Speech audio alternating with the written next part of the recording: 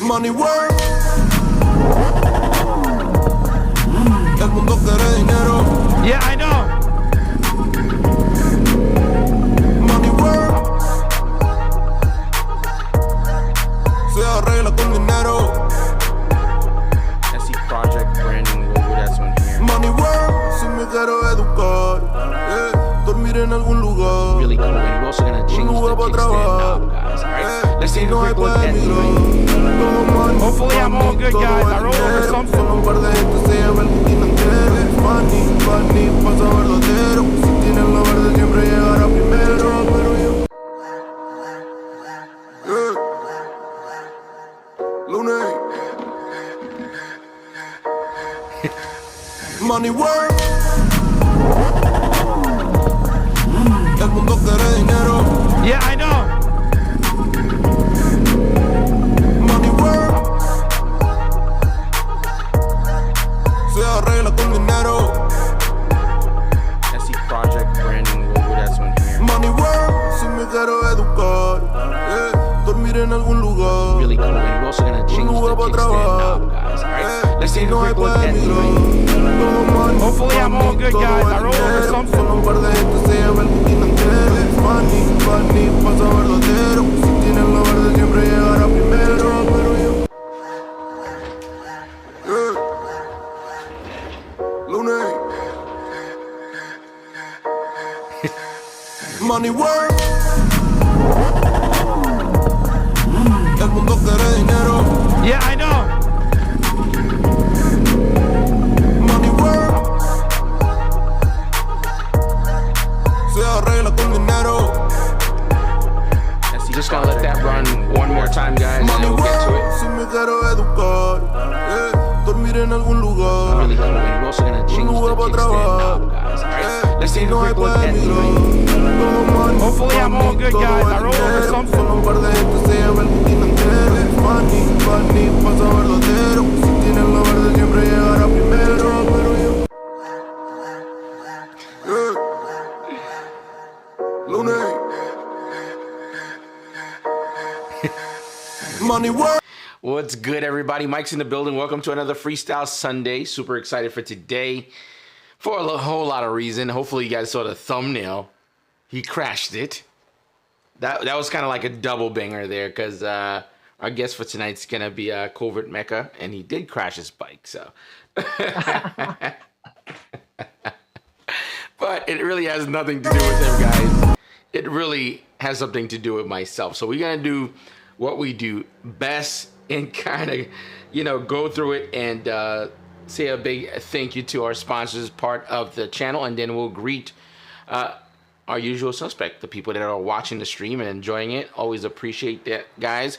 Thank you so much. I want to say a big shout out to Motivation USA for being part of the channel, where I shop for my parts, or at least shill a little bit for them, because they are part of the Clutch First channel. So if you're looking to get parts, sliders, for any bike, by the way, it's not just for like a Ducati or something like that. I know it shows all of my, well, I can't say all of my bikes now, because I do have a freaking Kawasaki now.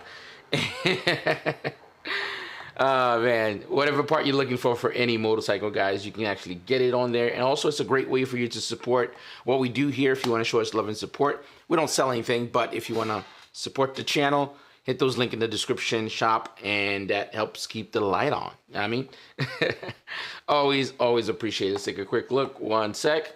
Look at that. Sliders and all that good stuff. Oil and radiator guards. Perfect. And we'll bring up another one of our sponsor, which is Hard Knocks Coffee, guys. If you're looking for like a gift for a friend or something like that, you want to get coffee, candle, or sticker, or anything like that, great way to kind of do that is hitting that link in the description. And yeah, show them some love and support. Hard Knocks Coffee is actually owned by a rider himself. They provide coffee for MotoGP, so that's really, really dope. So anything that you guys do to help support the channel and help support people that supports the channel is always a good look for me as well, and for you guys, because that gives us options. You know what I mean? We could bring more people on. We could bring get more sponsors and everything else. So always a good look. Now we'll do what we do best, is really greet people out through the live stream and the live chat. pretty much one of my favorite part of the actual stream, to be honest. It's gonna pull up the chat here real quick, and that way we get to highlight the names. I always like to do that only because I feel like it gives back to the people that watch and show love and support, and it's a good way to kind of show their handle and hopefully give them a little bit exposure as well for their channel if they have any. We have Sasson here in the building. Good evening, Clutch First family. Looking forward to another amazing podcast. Yeah, man. Hopefully it will be good. Covert Mecca, which is going to be our guest today, is going to be in the building. Really excited to actually have him on. But I was taken back a little bit. I was not aware that he does not show his face. So when I invite him and I kind of prep clip, which is great. There's still ways around things. Always, you know, good to kind of make it, be ready for stuff like this that tend to happen. But to my dismay, I did not ask him. I just kind of took it for granted, like everyone kind of shows their face kind of thing. But all good. No worries. Still going to be a cool conversation. We have Solo Rider in the building. Was good. Clutch fam, another great one. Yes, sir. Let's see what else we got up here. Of course, Wifey's in the building. Always here to show love. Power Moto's here also.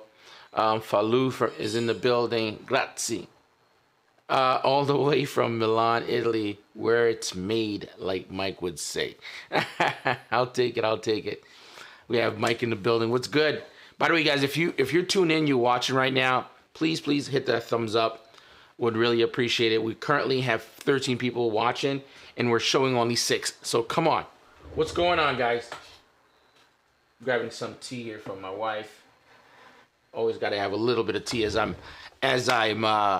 doing the stream. So please, let's get those thumbs up, man, before we get to it. 6 and 13 of you is here. I don't see why not. I'm not even charging for the thumbs ups. Chachon Jeremy, what's good, man? Good to see you on. Appreciate you tuning in. We have Alan 25 Spades in the building. If you're new, guys, by the way, if you're seeing this first time you're part of the stream, currently nearing 25,000. I think I'm down 1,024 at the moment. So subscribe. Help us make it to that 25K, which I've been like inching towards slowly. Got that super chat from Solo Rider. Always appreciate it, man. Really, really cool. As you guys know, man, I picked up a KLX recently and been going avidly on making wheelies my thing. And I want to do them very well. I want to do them in the means where I could do them on command, very comfortable and confident, and I've been enjoying it. You know, so I've been enjoying the process of getting there, and I'm gonna tell you now, it's an amazing experience. Just learning something daily, something different, and picking up small, minor nuances. I'm gonna roll some clips here, but here's the news, guys. Today I crashed. I crashed hard. But as I mentioned in our last stream,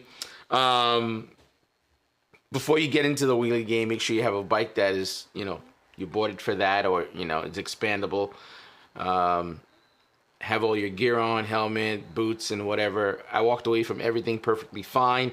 My palm is a little sore, and my fingers very sore because I slammed it down. It was really, really hard. But the progress itself is worth it, man. I'm gonna talk about it, and shout out to all the people that's been helping. By the way, David Piccione is in the building. He's really dope at doing wheelies. I've actually shared clips with him, asking for feedback. What could I do better? Making adjustments. And the cool thing about doing wheelies and learning them, it's ideal to have someone with you that knows how to do it very well already. That way you can kind of skip some of the steps, or at least learn extremely quickly. In my case, I'm doing it solo. It's really a lot of research, finding what I'm doing. I'm actually, one of the biggest tips that was given to me by David is to record everything, which I intended to for YouTube. But ideally, I was planning to record it almost like a motovlog style. Then I really thought about what he said, which is a great tip, is really recorded from the outside. So no cameras on my helmet or anything like that, watching myself from the outside. So I spent about an hour and a half to 2 hours practicing every day. And I spent another half an hour home, like I blow up the footage on my TV and just rewatching it as if it's like an NFL replay or something like that, and really seeing what I'm doing good, what I'm doing bad, what can I adjust. and making sure I'm not learning bad behaviors. So really, really fun. I'm having an amazing time doing this. And funny thing is, today, the day that I crashed, I walked away feeling really, really satisfied because I was safe. And I really picked up essential skill from that crash, and I walked away from it. And I didn't allow the fear to kind of take over and be like, oh man, I'm out of here. I just crashed or whatever. So let's take a quick look here. Actually, let me just say what's up to everybody. First, Jeremy Chachong. Just chilling. I saw him recovering from COVID. Got it second time last week. Jesus, man, what the hell are you doing, dude? All right, let's roll this clip real quick. I definitely want to show you guys that. What's cool is reviewing all of the wheelie clips, I'm able to see what I'm doing well, what I'm not doing well. I'm going to play some good clips, and then we'll see what bad clips look like also. And it's one of the key things, man. I'm having an amazing time. Would I recommend for people to do this? If it's something that's you're interested in and you really want to do it, I would highly recommend it. Let's take a quick look here at some of my baby wheelies, like my man Solo Rider calls them, and rightfully so.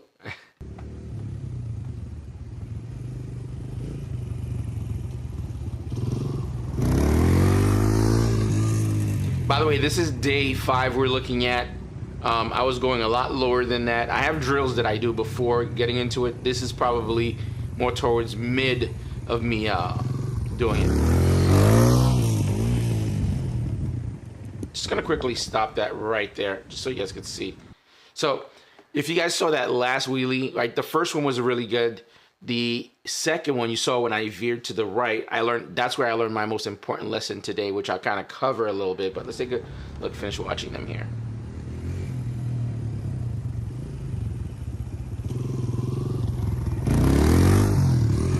Shout out to David Piccione. He told me to do it slower from the beginning, which was a huge point because all of my wheelies are going pretty much close to balance point now.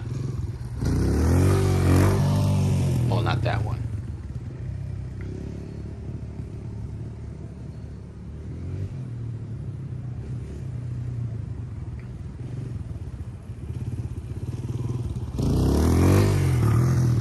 Again, that one was a completely bad wheelie. The last one, you could tell when it veers to the left or the right.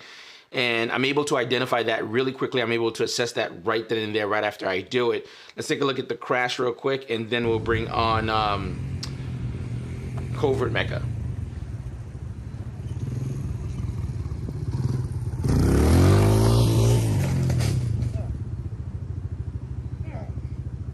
I think I fell twice. I don't think I realized it for some reason. I heard myself go, ah. Like I didn't feel that the first time at all, but I heard like a slam, that was me, and then I heard a second slam, I went like twice. So I don't know if I bounced off the floor, who knows, but either way. But let's take a look. And I kind of show the crash and everything else, where it happened, how it happened, explain a little bit. And the reason why that crash happened, guys, remember the first wheelie I told you that was bad? That was the same bad, either bad position. It's actually not bad position, to be honest. What happened is I upset the chassis. Every time you wheelie, you either veer left or veer out right unintentionally. What's happening is you upset the chassis of the bike. I'm gonna turn to my side. This is just some of the clips that I've either taken and watched for myself, or even reviewing with people. Even like David helped me review some stuff. When you're in position, you wheelie. You can tell either if I'm upsetting the chassis, where I'm going forward, or I'm meeting the handlebar. At the same space, I might be pulling on the handlebar. If you do that, what tends to happen, you upset the chassis, the bike's either gonna veer left or it's gonna veer right. Hence, that was my mistake, lost control. I slammed my hands super hard on the floor, and that was just crazy, man. But I'm gonna take a quick look here at I continued too, by the way, right after I crashed. I continued going. I didn't allow the fear to kind of take over and like, oh my God, fuck. I know I explained it here. I actually showed it, but I don't think I ended up not showing that clip. But here's just the explanation as to why.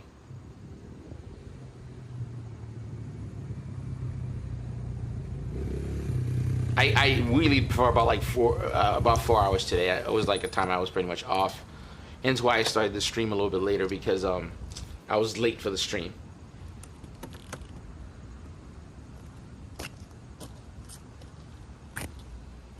By the way, there was no damage on the bike whatsoever. It was crazy. So here's what I learned from my first crash. One, don't freak out, don't panic, and then stop, because you're gonna breathe more fear into crashing the bike. Overall, getting the bike was to wheelie and expect to drop it, damage it, or whatever it may be. Most of the stuff are modular, it could be replaced, but I'm not looking into doing stuff like that. Really is to perfecting good form and doing it consistently at a whim without having to worry about it. So what I learned from the first crash is to do not upset the chassis. The reason why the bike veered left and I lost control, if you review the wheelie clip, I either yank myself up or move forward, which disturbs the chassis of the motorcycle and will make it go out of control. Sit back, relax, let the bike come up to you, and don't try to yank it. That's going to disturb the chassis. That's why I lost control. And of course, I'm perfectly fine, safe, no issues. I'm wearing all my gear. I have armor underneath this big sweater. I just slapped my hand really hard on the floor. It tingled for a bit, but we're okay. And I didn't stop practicing, kept on going. I didn't want that to strike fear, because I've made a lot of progress during the time. If you stop or panic and freak out and go home, it's gonna strike fear. So I continue and really kept working with the adrenaline. And then I'm still back in the same space and doing drills again. I thought I cut that clip where I showed where the bike landed. So right after I crashed the bike, which I fell on the floor, I think the rear tire of the bike would have totally mashed up my left foot if I didn't have really good boots on, because I went right to the side, the bike went to the side and just slammed, and then the bike just slid a little bit and fell part of the dirt. The bike started right back up. There was a little bit of gas that fell out of it. That was pretty much it, but I don't even think there was any like real damage on. There's a little bit of scuff on the casing on the outside, which I didn't mind. These are pretty much battle scar to like learning the process, but everything was great. And today was super progressive. I learned so much from that one crash and really understanding what happens when it goes and pacing in proper body position. But I'm doing a whole documentary of how I'm doing it, day 1, day 2, day 3, day 4, going from completely not wheeling at all, which to now I'm actually carrying it over. I'm actually throttling it back to bounce back. So that should make of an interesting thing. So if you guys have any questions and comments and stuff regarding me busting my ass today, or you want to make fun, that's perfectly fine. But I had an amazing time. Oh, my boy is in the building. One man's wish. He is a wheelie god, guys. He's out here in New York, out of Brooklyn, and we definitely got to get him on and chat with him. He is nice with it. Initially, I wanted to practice with him a couple of years ago, and I just never got around to get a bike for it. And but he is nice. I'm talking about this guy would slow wheelie through the highway or miles and miles. So really dope to see him there, man. Salute to you. Let's see here if anybody, is there any thoughts on me crashing and wheeling? But I'm doing it on a daily basis, and progression has gone a long way, man. I'm telling you, it's amazing. Yeah, man, I'm definitely getting to it, man. I'm digging it. The feeling, the inertia of actually achieving something that you've been striving to do, it's really impressive. And my boy David Piccioni gave me some great tips how I'm coming straight to just really utilizing the rear brake. That was the first thing I made priority, just really doing drills of me going from sitting back and then really going from slow to really jolting, fast pace, and then slowing down with the rear brake. That's my first drill, just kind of slowing the bike down. And then from there, slowing it down and clutching it up. I'm not even doing power wheelies or anything like that. I've actually done a couple of clutch up that turn into power wheelies, because you could hear the rev range just like crawling, right? And then you're just chasing it. Those are not good wheelies, at least for me. It's not full control. You're just chasing it until, you know, you hit the rev limiter, and then you gotta drop it, or you gotta hit the rear brake until do it again. So just so much to learn, and I'm enjoying it so much, to be honest, guys. And today's fall was like a godsend. I picked up of understanding, not disturbing the chassis, sitting back, letting the front come to you instead of you going to it, which I've done in the past. The other thing that was kind of dope is another thing I picked up I never realized. When you're going for the wheelie, something that struck fear into my mind, well, my brain struck fear into my heart, I'd be going forward, right? So I'll just do it on the side because it's kind of hard to determine what I'm doing. Going forward, and I'm looking at the handlebar. I guess the controls, you know, I'm clutching it up, and you could see that coming. There's a reaction that happened in the brain. Either I go to it, or I freak out and you know, use the rear brake, or I don't use the front brake at all. I pretend like that doesn't exist, or I hug it.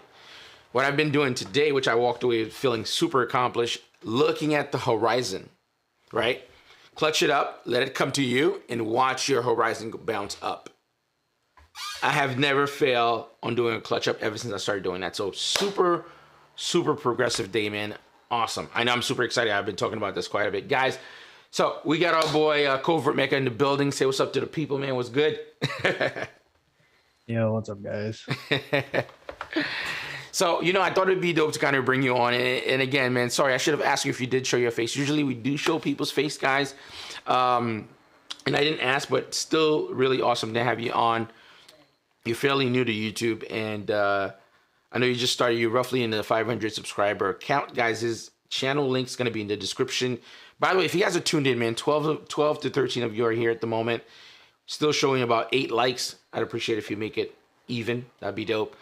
And you tend to ask me a lot of questions regarding YouTube, algorithm, and understanding the system. So I kind of figured it'd be great to kind of have you on. Maybe we could even have that conversation live and kind of really tackle some of your concerns and questions in the same space. Probably drive a little bit of traffic to your channel long term. Would you agree? Yeah. So this is your night, man. Make it count. All right. Well, what I was saying earlier is because I started, I think I actually started doing YouTube maybe in middle school with video games, and I didn't really get serious in that till about high school. But during that time, it was really like meta tags and metadata that drove traffic to people's channel, like keywords and stuff like that. And somewhat keywords still, you know, matter now, but it seems more or less, I don't want to say thumbnail oriented and title oriented, but that kind of seems to be what drives videos to either make, you know, front page or to get recommended to other like viewers, and less so about like what tags you use or anything like that. Well, it's kind of a really good thing you're mentioning this now, because I'm still, I guess, even though I've been doing YouTube for a couple of years, and really my channel has been on the come up slowly, really. For me, it's less of a, you know, sprint, more of a, you know, of a marathon, really. And I've learned a lot as I've been here for a bit. And I've seen things change where, you know, keywords and everything, like you mentioned, keywords used to be a main thing. As you mentioned, thumbnails seem to be like one of the key thing now, in titles. I've completely changed my strategy now to what it was before. And granted, part of this stuff might have been my fault. Like I've always admitted this, where I feel like my channel would have been further along if I wasn't so boneheaded, meaning just wanting to do my own thing and really just doing creativity and not following certain archetype to actually get to where you want to be. I remember talking to the Killer Cam last week, and we spoke for about an hour, talk about creativity, about doing moto vlogs, and some of his best work that he loves they're not even motovlogs. They're sorry, some of his best work that doesn't get seen. Sorry, that's what I meant to say. They're not motovlogs. They're basically videos that goes unseen, but in the same space. He understands. He's way ahead of me, but he has a better understanding of doing what works in the beginning, and then down the line you could really do your own thing and be creative. Now people will actually listen to what you have to say. So that's major, man.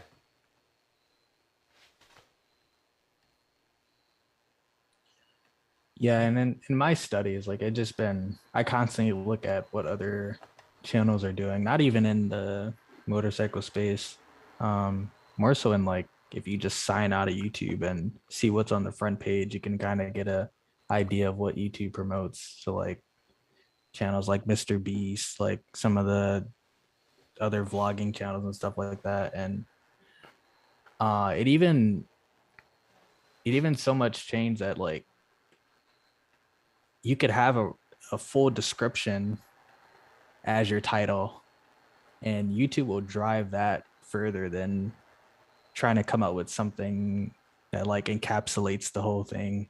It's very weird every time I like notice like certain videos that pop off, or if I spend, a bunch of time trying to figure out like, oh, what should I even title this video? And then I just nonchalantly come up with something that's very specific. It seems to drive like if it's a specific situation, like max speed on Gixxer 600, something like that, rather than like just doing highway runs with friends or anything along those lines. It drives those kind of videos further in the algorithm than when I actually try to make a video work better. And it seems like the less I try to control or the less I try to implement things to make YouTube see the video and push it out, the more it works. I don't know if you've had that same situation as well. Well, the funny thing is you mentioned that I always say the platform is a space for myself. I know I bring some people on that's pretty big and pretty popular, and I bring some people that are just starting out as well, because I feel personally the platform is something that we share information and kind of help one another either to grow or at least expand our following, right? Something you mentioned here, which I've never really thought about. I mean, I've done research on YouTube, which is a gem for me, drop for me, which is really dope. Logging out of your account and really seeing what YouTube is pushing to the top to kind of see, or at least gauge what could be a possibility of content that you could do that aligns with what's currently going to be part of that wave. And I was going to say that there is a good way for you to kind of follow waves, but I never even thought about it on logging out of my channel. My channel has been logged pretty much into my home office. My channel stays logged on there. On my phone, it stays logged in there. On my laptop, every now and then I jump between accounts. The only time I jump between accounts is when I'm doing motivation work. But that's a great idea, dude.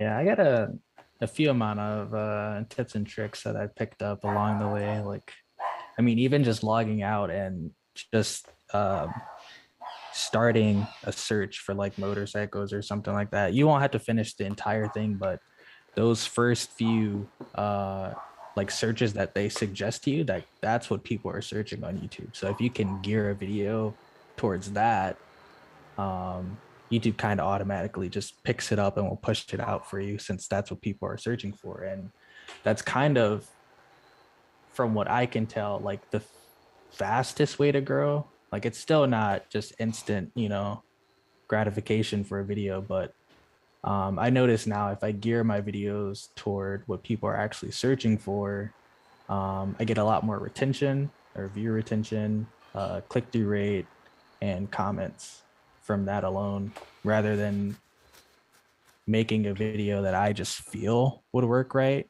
So that's kind of helped me a bit as well.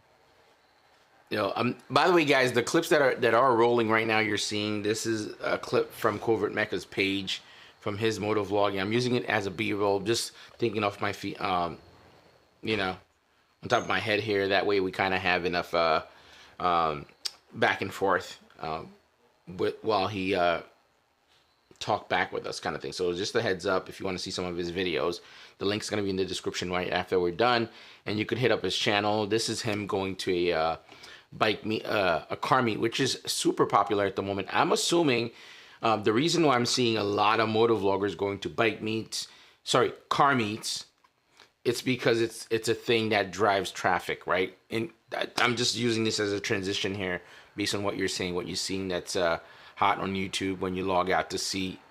Because you're not the only one. I've seen so many different motor vloggers all heading to car meets. Car meet is more of a mainstream thing, unlike our motorcycles. So I'm assuming this is probably one of those things. Yeah, car meets drive a lot of traffic. I mean, when you look at your analytics, probably like at least for mine, 80% of my viewership is guys, and most guys like cars. So I figure, I go to the car meets, see something cool, maybe learn something new as well. Plus the rides over to the car meets are pretty fun, and the rides after, depending on, some of the people, maybe they want to do some highway runs. It just Yo, there's a lot that can come with just. I'm going sorry, to man. I'm not laughing at you. I'm just laughing that, you bring people on the stream and you exchange information, you have a conversation, and you never really know where it's going. And I love that it's nice to sit with somebody and have a conversation, and I'm walking away grabbing something. And I never really put one and two together. Again, when you're in your own space, you're working, you focus, you know what you want, you're just grinding.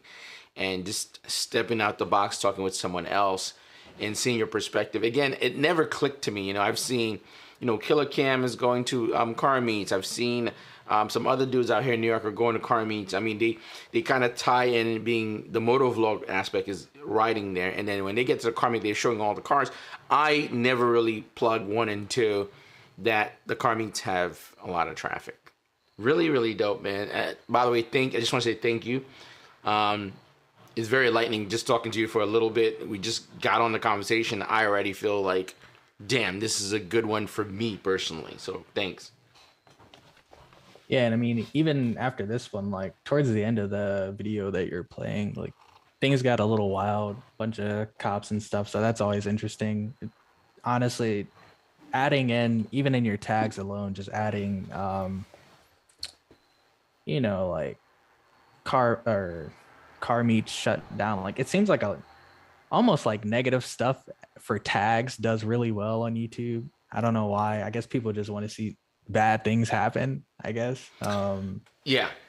That's definitely a thing when we're talking about YouTube. People want to see something that's heavy in terms of police, or something that insinuate negativity, or something bad's gonna go down. But really, another great gem here, guys. If you are new or if you're already on YouTube, really all around great advice. I think when we talk about tags, instead of calling them tags, in my head, I like to refer to them as buzzwords. If you go with buzzwords, it's more likely to get your content ping or push to the top. Like COVID make a mention here. Like when you write some of those things in, like, cops bust, car meet. Those are all key buzzwords, right? Would you agree? Yeah, definitely. They kind of worked the same way as meta tags worked in the early days of YouTube. And so like I added a decent amount of those in there because later on, we started doing some highway runs with some of like the chargers and stuff and other cyclists that were out there, and there were cops out there, wink, wink. But yeah, so the car meets, those really do well because just people like cars in general, and you bring in a different form of audience, not just people who ride. Because I feel like even though I think a lot of my viewership aren't even people that actually ride.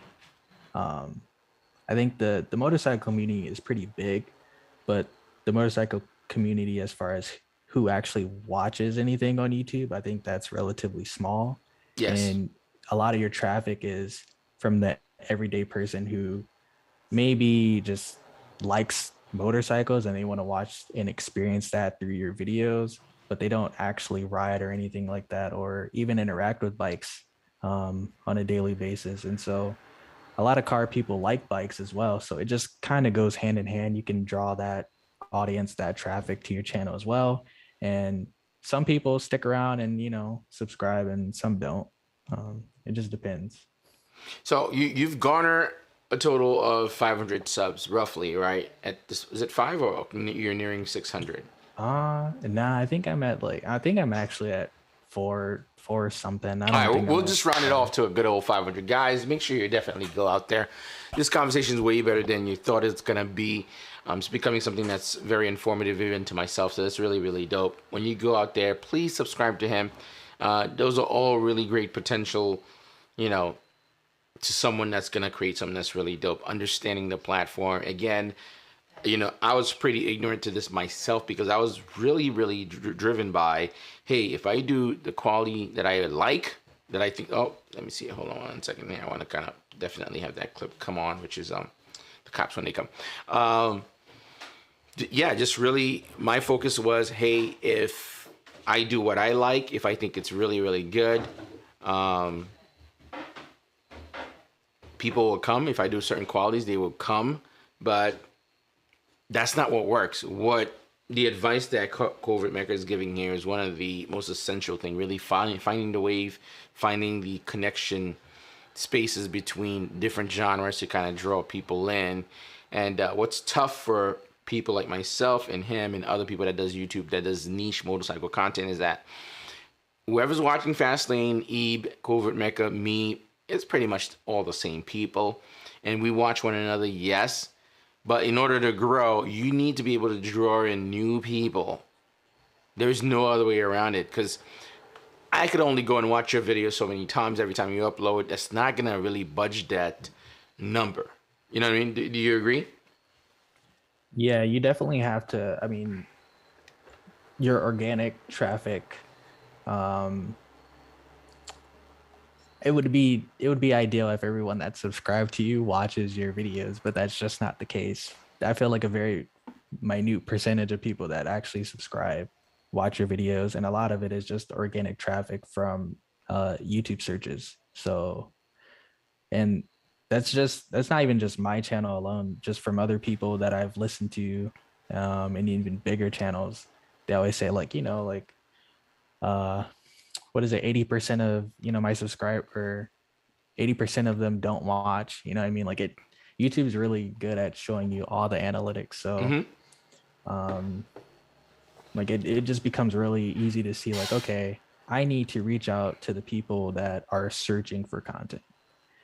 It's one thing to, like, want to make what you want to make and do with your channel, you know what I mean? Like, I would love to make different kind of videos as well, but I know that's not anything anybody's searching for at the moment. Maybe later on down the line, that happens with some people. They just stick with kind of the content that they want to create, and then later on down the line, it catches on and it blows up. They blow up that way. Or you could garner your channel for what works right now, get your traction, and then loop back around to the videos that you want to make or do. And I feel like that's a more successful plan. It may not bring as much joy for you in the beginning, but later on down the line, it may pay off. Yeah, I mean, that is really dope advice, man. I mean, yo, is that boosted catfish right there on your clip? And that purple jig? I thought that might have been him. Sorry, when I saw that clip, it totally looked like him. He's a big fan of Hayabusas and stuff, and I'm like, oh, that totally looks like him. It could be. You never know. Small group, but yeah, you're absolutely right, and it's a tough thing, man. I mean, it's a tough battle to fight, because what tends to happen, either you start doing things for the views, for the clicks, and that kind of bogs you down, where it's not gonna help you be creative, but it's gonna help your channel grow. So all those are solid advice, man. I mean, I think you, even like I mentioned a little bit earlier, even for me, you're bringing something that I didn't give any thought to. And the thing is, in a lot of cases, you're so plugged to the matrix, you're so focused, so driven, you're not seeing outside. It's always great to have like a really fresh perspective like yours to kind of give an overall idea. And I think a lot of people do not share any information when we're talking about best practices or best course of action you could take to actually help move your channel along. Whoever kind of figures out, I wouldn't say the cheat code to it, because there's really not, or understand how everything works, they don't really make that a thing to kind of communicate, right? Would you agree? Yeah, definitely. A lot of this stuff is kind of just from trial and error. There's some people that give out information, but I've been on YouTube for a relatively long time. Like my other channel, which is just a gaming channel, it took me not too long to grow that one, but I grew it pretty quickly and pretty big. Maybe one day I'll share that channel. But I kind of implement the same things in my same approach that I did for that to motovlog. It's just that the motorcycle community that watches content is relatively low. As far as gaming, it's huge. It's way bigger, and so it's easier to draw traffic to your channel simply because of that and the niche that it's in. I mean, other things that can help are like the kind of bike that you do have. I think if you have an R1, that's, I don't want to say easy views, but definitely R1 in the title is probably the most searched thing on YouTube as far as motorcycles. Ducatis are also really good, and it's kind of weird because I was thinking of my next bike, and I was like, well, do I want to do something? Do I want to get a bike that will give me a higher success rate on YouTube, or do I want to get a bike that maybe I like more but I won't have that same competitive edge, so to speak, on YouTube, just because the nature of the bike. Like nobody cares about Gixxers. That's just nobody cares about them. Like nobody searches for them. Like people say, "Oh, nice bike." That's about it. Like nobody's searching for those at all. Well, I'm gonna tell you now. I think Ducati was pretty much in that same category a couple of years ago. I've been rocking Ducati for a bit. I think it's now they have the juice where they have a vibe where everybody's excited for the V4, and their bikes are faster than the actual inline 4 bikes and stuff. And again, I keep on going to the same thing, and I've made some of these same mistakes where it's like I was doing what I liked. Obviously, it's a thing. If you buy yourself an R6 maybe 4 years ago, the chances of you hitting 100,000, it's pretty close. I was pretty much, set on my way. Like, oh, I like this bike, and that's my thing. Whatever. I'm not, and it's a tough place to be because you find that you either get what you like for yourself, which is very important, at least for me. I'm not the kind of guy that follows a crowd or do something just because it's popular and I'm gonna get clicks and stuff like that. It's I just don't do that.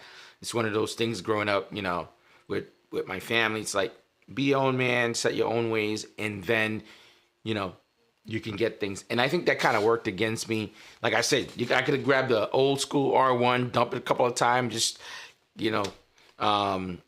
chase a couple of wheelies. I probably would have been way further. And I stuck to the Ducatis that I liked, and I wasn't even buying the most popular Ducatis. I just bought the ones that I really dreamt of as a kid, that I thought that was really dope. And it's only now I'm getting to the point where, which I think is fair to me, I bought the bikes that I truly love, and I wanted them to be in my garage. My next bike is gonna be a bike that's really conducive to help with the algorithm and YouTube. It's more of a business bike. So it's funny that you mentioned that. But I had refused to do those steps ahead of my own personal pleasure. I wanted to do something, or at least enjoy my own motorcycles for myself first. And even if we were to talk about now, I bought the Kawi for wheelie practice. I had 3 options, which was the CRF, the KLX, and then the TTR 125. And the funny thing is, you mentioned here, I did search what was the most clickable, what had the highest views for that would drive more traffic of new wheelie riders and stuff. So that somewhat played somewhat of a role into which one I was getting. I mean, granted, the KLX had rear disc brake. That's like a thing if you want a wheelie. And I didn't want to use a drum brake. I wanted to learn with disc brake because all of my other bikes has disc brakes. And I did take that into consideration when I was making that choice. So I guess this one is somewhat of a thing that I chose based off those metrics that you just mentioned. So another great observation, man. So really dope.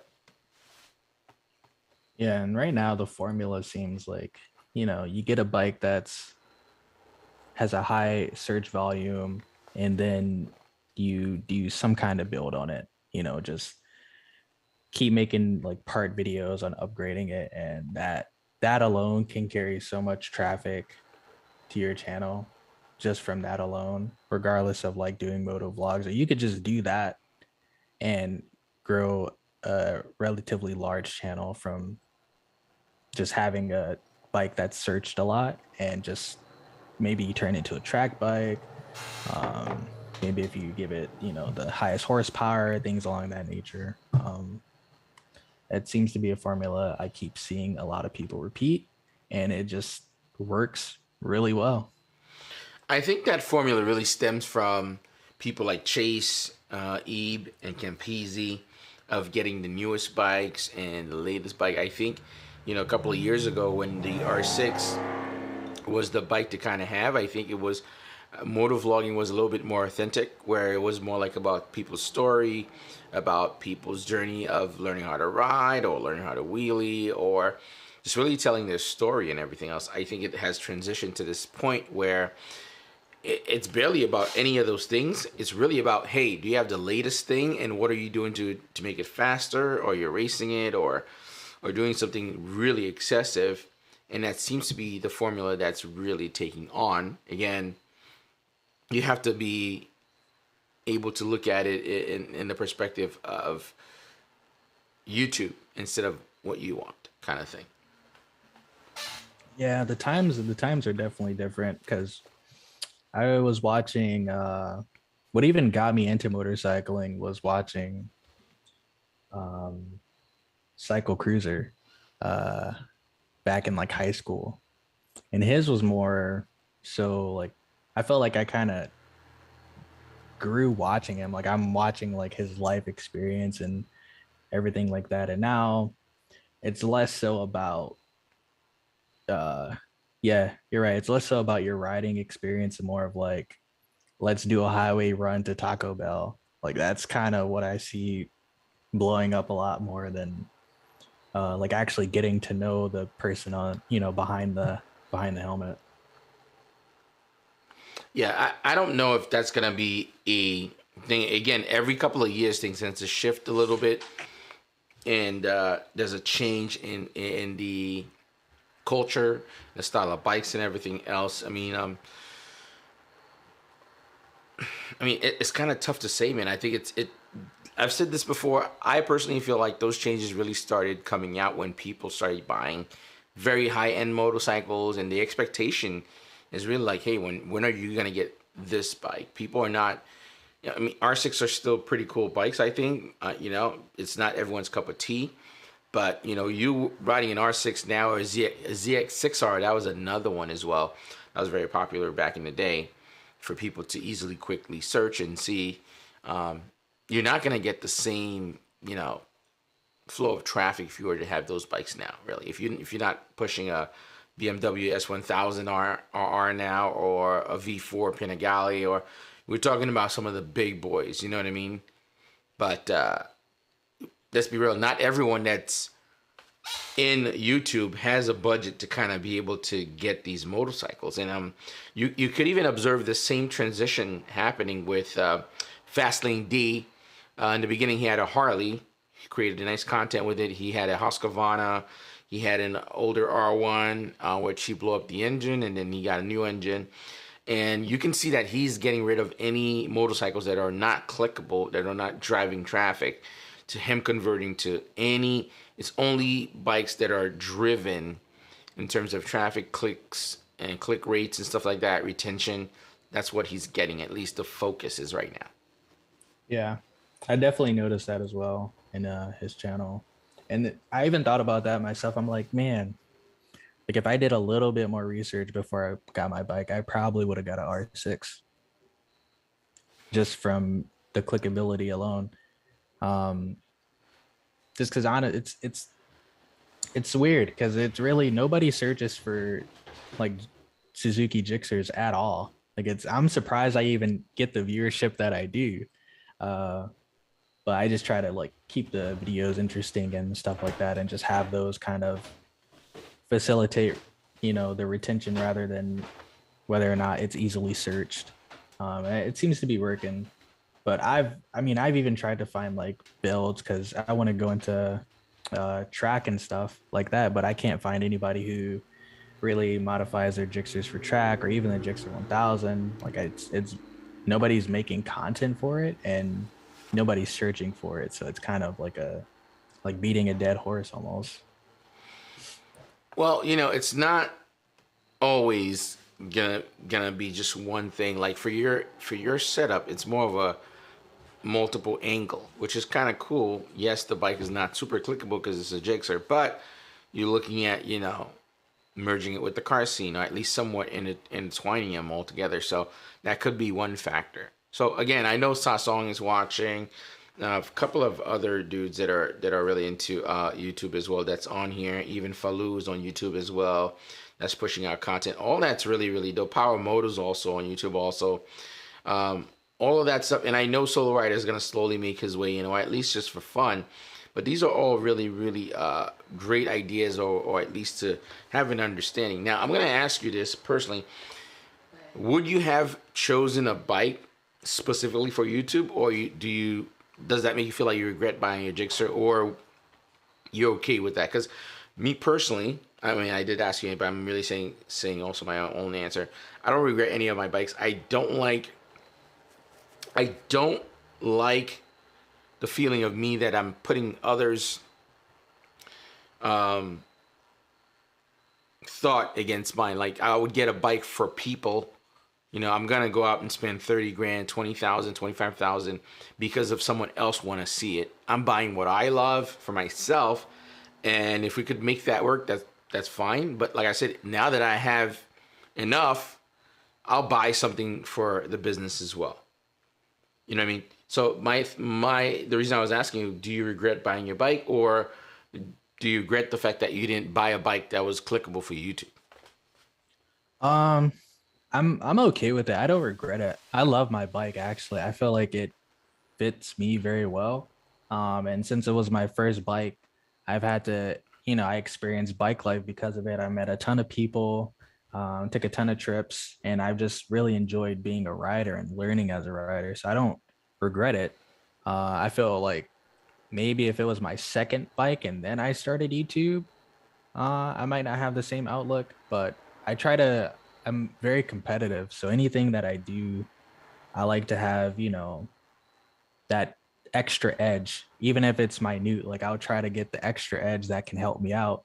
And so in that aspect, it's like, yeah, maybe if I would have got another bike, I could probably be a lot further along in this avenue, but I don't regret it at all. Even with this bike, like I went crazy with this bike, carbon fairings, vinyl wrapping it and stuff like that. And so even here, even though it was like, or people knew my bike at meets. Like they would come up to me like, oh, I see you riding around a lot and stuff like that. So it drove a decent amount of traffic, even though it's not, the most searched, just because of how unique I made it look. That kind of bridged that gap of like not having like the newest bike, because it's a '07 Gixxer, which I think is the best version of them, '07, '06. But that kind of helped out as well, like customizing it to a point to where it's like, oh, nobody's seen a bike or this bike in this way. Kind of bridge the gap of like not having the same searchability as other bikes. So, it's funny that you mentioned this. I was with Eve out in Nashville, and what else? There was one other state that I was with him on. That he had his Cowie, he had his he didn't have an R1 with him, but he does have one. He had two Ducatis. He had the Cowie, no, Aprilia Ducati and the Cowie, the ZX10R, which I rode that. And he made mention to me. He was like, "This bike really nobody cares too much about it, And I rode the bike. It was absolutely amazing, super fast, really flickable. The power delivery is amazing. But again, in the space that he is, I'm sure bikes that he gets kind of correlate to what works best on YouTube. And he was like, you really can't get much out of this bike in terms of, he wasn't talking about performance, but like even as a giveaway kind of bike, you know what I mean? So it's very, very interesting that we tend to look at things that way. And I think it's more of a YouTube thing, not just people that love riding. People that love riding loves riding no matter what. Yeah, it's definitely kind of that YouTube mindset and grinding things out where it's like, okay, well, what can better this journey? What makes it a little bit easier? And I mean, at first, I was doing this just to like catalog my writing experience. So I didn't really care too much. I was like, oh, I'm just making videos for my friends, and the more I started watching other channels, I'm like, well, okay, I want to start, making a story. I want to make the videos higher quality. When you start taking it more serious, then it's not that you don't enjoy doing it less. It just kind of just a switch flips in your mind to where it's like, okay, we're going to do this thing. We're going to do it like 100%. What's the best way to go about it? And then that's when you start looking at bikes objectively for your channel rather than just for yourself. Yeah, it's really interesting, man. Like I said before, I think I keep referring to myself. I don't want to refer to anyone else because I do see similar things here that happens to other people that's just starting out. But I think you have a pretty good idea of a solid approach that's going to give you some results quicker than most, even including for somebody like myself. I think it's often that we think that we're so interesting that people want to see what we do, what we like. Because I had the same mindset, like, oh, I live in New York, I'm going to kind of mob around and just do what I do, and people are just going to enjoy that. And that was, I was sorely mistaken. I mean, to some aspects of it, those things did play a role. I think I've garnered, a nice group of people, which that helped. But I think with the era changing, it's not the same to expect that to work. It's like you got to transition with everything. Yeah, I mean, the attention span of most people is relatively short, and that's just like, I remember I slowly shifted my like how I present my content, how I edit the videos, more to like a quick, fast-paced cuts, edits. I might ride 3 hours or so and try to get it all in 15 minutes and just the best parts of it, because it's like nobody really cares. In my first moto vlog, I was enjoying the bike. I went to Target, I went to multiple stores, but it's like nobody comes to watch that kind of moto vlog anymore. Yeah, like, I agree, man. I'm telling you, this is so good, guys. If you're tuned in, you're watching, you definitely want to hit thumbs up. Again, we're talking about how to make things work on YouTube and understanding the overall concept of YouTubing. Oh, my dog's always up to no good. Every time I'm in the home office, she's always like taking the opportunity to either take stuff or I guess she's trying to get my attention. Here. Sorry about that, guys. Oh, I'm just getting her out of here so she's not in trouble. Come here. Don't want to be a bad girl, huh? Say what's up to the stream. Hey, guys. I'm a puppy. All right, cool. Get out of here. Yeah. I totally lost my train of thought from doing that. Yeah, you don't see people. Sweetie, can you take her? Hey, can you take her? Thank you. Yeah, I totally lost my train of thought because of that. I apologize, guys, but that's the downside to not doing the stream in the garage anymore. That my dog tend to come to my home office and be like, "Hey, come and play with me," even though because she kind of feeds off me getting excited over the stream. She thinks that I'm excited to play with her, so she runs around. But I lost my thought, but I was talking about people seeing. You were mentioning how you were going to Target and stuff like that. People don't see that anymore. I'm even finding that cutting your videos even down to a 15-minute mark of the best, it's still too much. Again, looking at the retention of my stuff, you can see the chart going down immediately after the first minute. It's trailing downwards, and I always thought to myself, I'm like, damn, what am I doing? Is like not keeping people for it to go upwards, the whole thing. And it's like I'm just making my videos shorter and shorter and shorter, and really confining all of the most exciting parts of the video in like a time span of 5 minutes. Because if the retention is not staying, it's basically working against you. You do a dope video, but if it's too long, people are not staying to watch it. YouTube is saying, hey, this guy, people are not watching his stuff, so we're not gonna it's like a weird place to be, because you could do something that's amazing if it's people are not staying around, if they're not hitting. Again, by the way, you have to hit the thumbs up, guys, on anything. Like I upload, Covert Mecha upload, because that's how YouTube tend to understand if what you're doing, people want to see it, and that's how they recommend it. Right? Would you agree? Yeah, the first 30 minutes of your video upload is the most important 30 minutes of the video. Like if you upload in the first 30 minutes, nobody watches it, nobody likes it, no comments, anything, YouTube's not going to push that out. Even if people did watch it and they don't stay like long enough and they don't like it, YouTube's not going to push it out at all. It's in the first 30 minutes. Like if you can get, at least a couple hundred views and some likes and some comments, like YouTube will push that out a lot further and recommend it to more channels. But otherwise, like they won't, like it'll just be there for your subscribers. It won't actually make like the recommended sidebar that comes up like when you're watching. It won't make it there at all. It'll only go to your subscribers, and then now you're waiting for your subscribers to watch it and find it, and for it to go back through the algorithm. And who knows when that, when that's going to kick off. At least from what I've seen, I've noticed a couple of different things to where it's like, sometimes you can have it, or what is it? Not scheduled.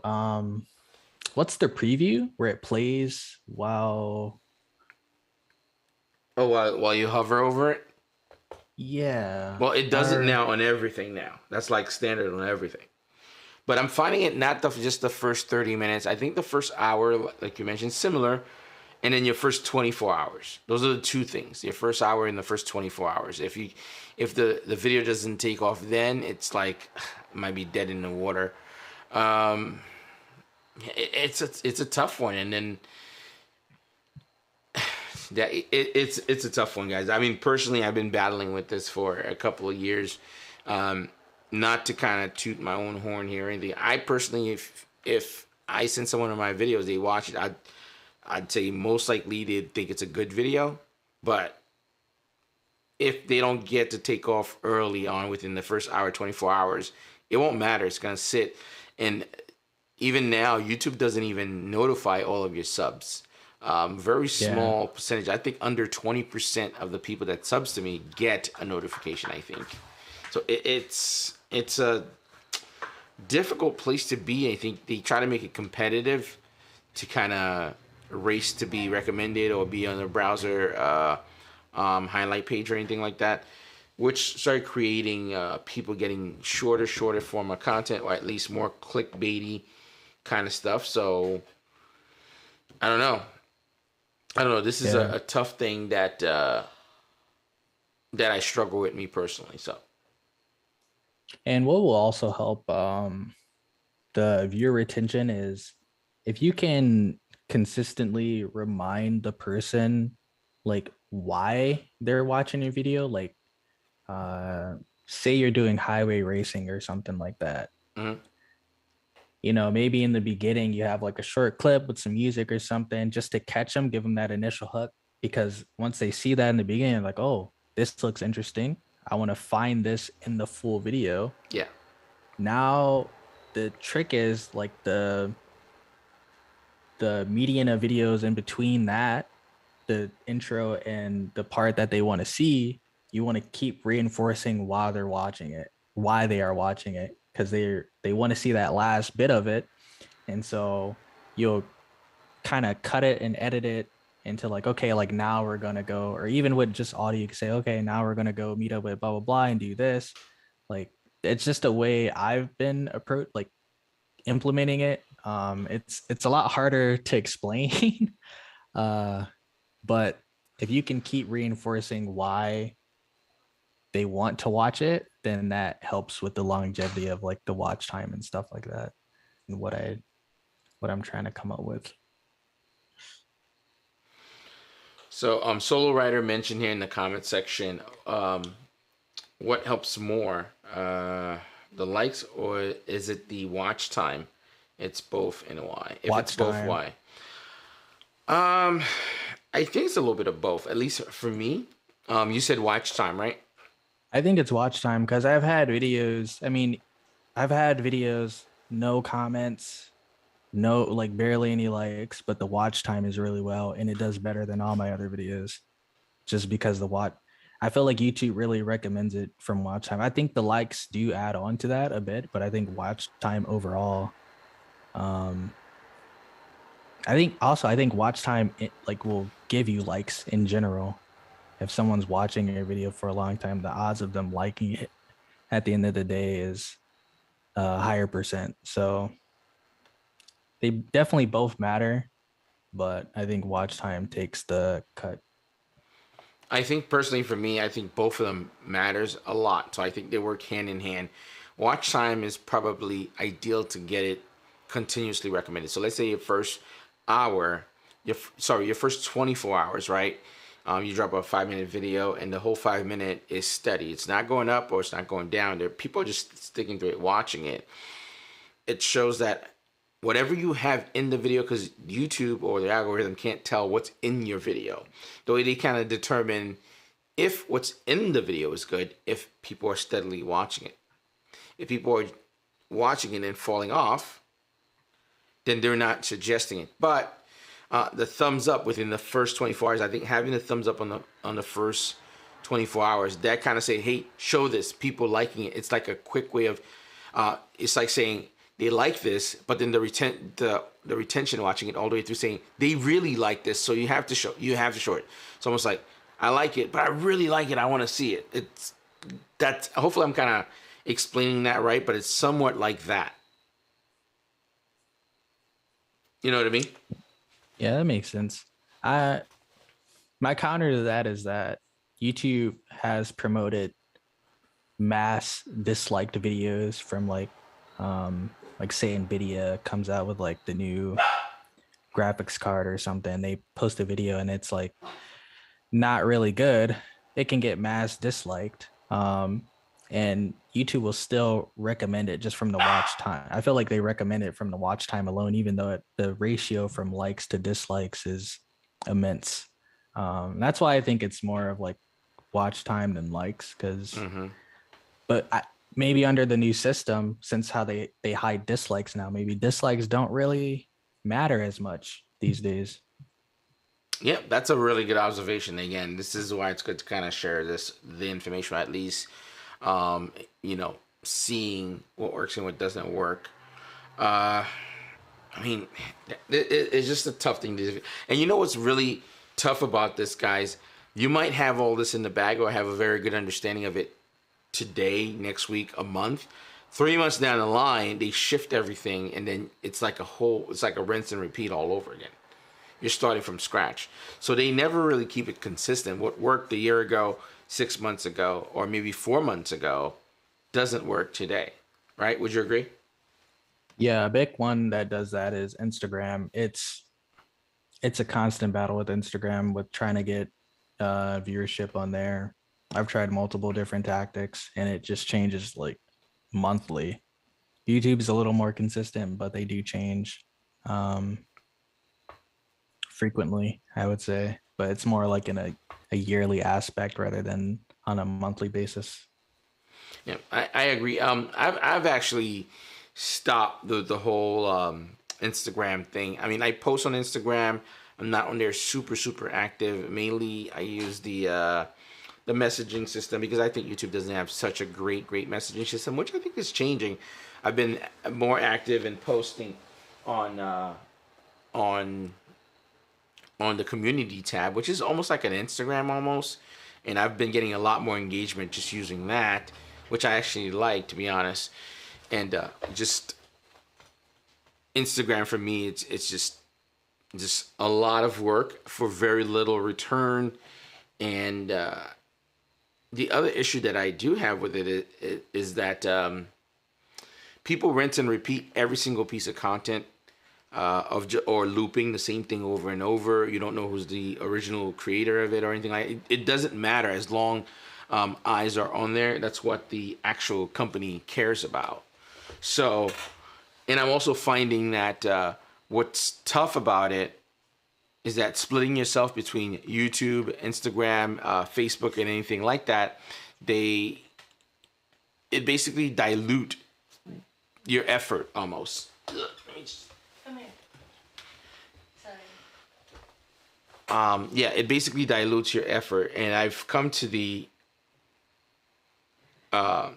mindset that I rather focus my effort on one thing and really maximize that and become an expert at that one thing, instead of trying to throw darts at a wall and see what sticks. I used to do that a couple of years ago, like upload on Facebook, Instagram, I'm just like everywhere, and I'm like, damn, I'm stretching myself thin. And now I'm just like, main focus.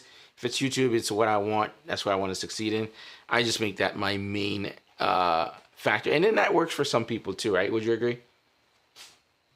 Yeah, definitely. I would say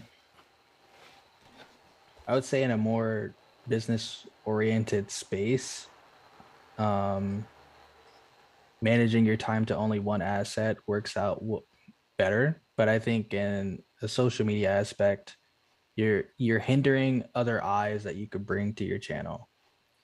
I feel like Instagram's audience, how they push your content out, is a lot stronger than what you can do with a YouTube post in the short run. And you could use that to drive traffic to your channel. I use Instagram for reels for the most part and some photos. And I use those reels. I upload the reels that I do for Instagram to YouTube. Now YouTube has a good infrastructure for reels, but I mainly focus reels for Instagram. But I take those, I put them to YouTube, and then I also put them on TikTok as well, just because the more eyes I can bring over, to my brand, the better it's going to help me out. Rather than, even if I focused, all my attention on doing YouTube, I feel like the extra viewership that I can get for like the 15 seconds it's going to take to upload, like it can help me out. Like maybe that will be the video that goes viral and it only took me like 2 seconds to post it, you know what I mean? So and also the future, it seems like the future of like this like streaming side of things is like multi-stream. So people are streaming to YouTube, Twitch at the same time, like they're streaming on different platforms at the same time. And so I kind of look to that to see like where things are heading as far as like social media and stuff like that. And it seems to be like being on multiple platforms is going to help you a lot quicker than focusing on one. Yeah, I can agree. I can agree on that. I think I got definitely fatigued from spreading myself super thin between everything. Talking about Facebook, YouTube, Instagram, and that was before TikTok, which I'm not on TikTok. How are you seeing traffic conversion wise? Because when I look at Instagram and I look at my analytics on YouTube, I don't see a big push coming out of Instagram to YouTube. And that's why I was like, I don't know if I'm going to spend more time on this or posting there, because basically I want the traffic to come from other places and stay on YouTube, or at least increase my viewership or whatever it may be. It wasn't showing me any of those positives where, people coming from Instagram and they're converting. So I would post like a clip or something like that, or a story on Instagram, and that shit didn't do anything towards YouTube. So I'm like, what is the point of me doing all that effort for Instagram? Yeah, I can see that, because mine's a little different, because I feel like my YouTube traffic doesn't flow to my Instagram like whatsoever. So none of my people who watch me, unless I like miss it, like other motor vloggers follow me on Instagram, but other than that, I don't really get followers on Instagram from YouTube. But as a brand, I need to grow my Instagram as well for like sponsorships and stuff like that. Like, it's really good to have like a big channel, but also that social media presence on Instagram. That's what a lot of brand companies want to see, rather than you just pushing their work, their content or ads or anything just on YouTube alone. They want to see how you do on like Instagram or TikTok and stuff like that. So I mainly do Instagram to grow that kind of side of things, like getting partnerships and stuff like that, or sponsorships from that. It somewhat works on, I get some Instagram flow to my YouTube, but they're almost separate. I'm just thinking like as just a brand in general, not so much as bringing Instagram to YouTube, is just making it more known on both platforms, and also growing both platforms for like sponsorships and stuff like that. Yeah, that's definitely a really good approach. And I feel like there's this thing that they used to do on YouTube where it was sub for sub. And I feel like that's what's happening on Instagram also. You're seeing a lot of people uploading a lot of reels. I'm seeing people upload 4 reels ever since it went mainstream, where it's like, I think if you're 10,000 followers, I think they pay you now. I'm not sure, on reels or something like that. Yeah, and you don't even have to have that. Oh, you don't? Yeah, no, my account, I don't even know how many followers I have, but I don't have a lot of followers, but I can monetize any of my reels. But people who like can actively go viral, or at least get like 30K a reel, like it's really good money on Instagram. Not many people talk about that, but the monetization on Instagram is really good. And if you're cranking out 4 reels a day, by the end of the week, by the end of the month, it's a really good paycheck. Oh, wow. See, that's completely new to me, because I was under the impression you have to have 10,000 followers, and in your reels they'll pay you for it. I don't even know what's the whole setup on how they pay you, because technically it's through Facebook, because Instagram's owned by Facebook. And I guess to be competitive with YouTube, they decided to compete in terms of paying. But they don't roll any ads, which is weird. Yeah, they don't. I think it's just on viewership alone. I'm not too sure. I haven't dived into it that much, just because I haven't tried it. But from what I did research, like you want to run that stuff through like Facebook side of it instead of Instagram side, and things work out better. Even with like running your own ads, if you wanted to promote your work, you want to run it through Facebook's infrastructure rather than Instagram's, because Facebook has like all the metadata for it and can push your content out to a wider audience that Instagram just won't do.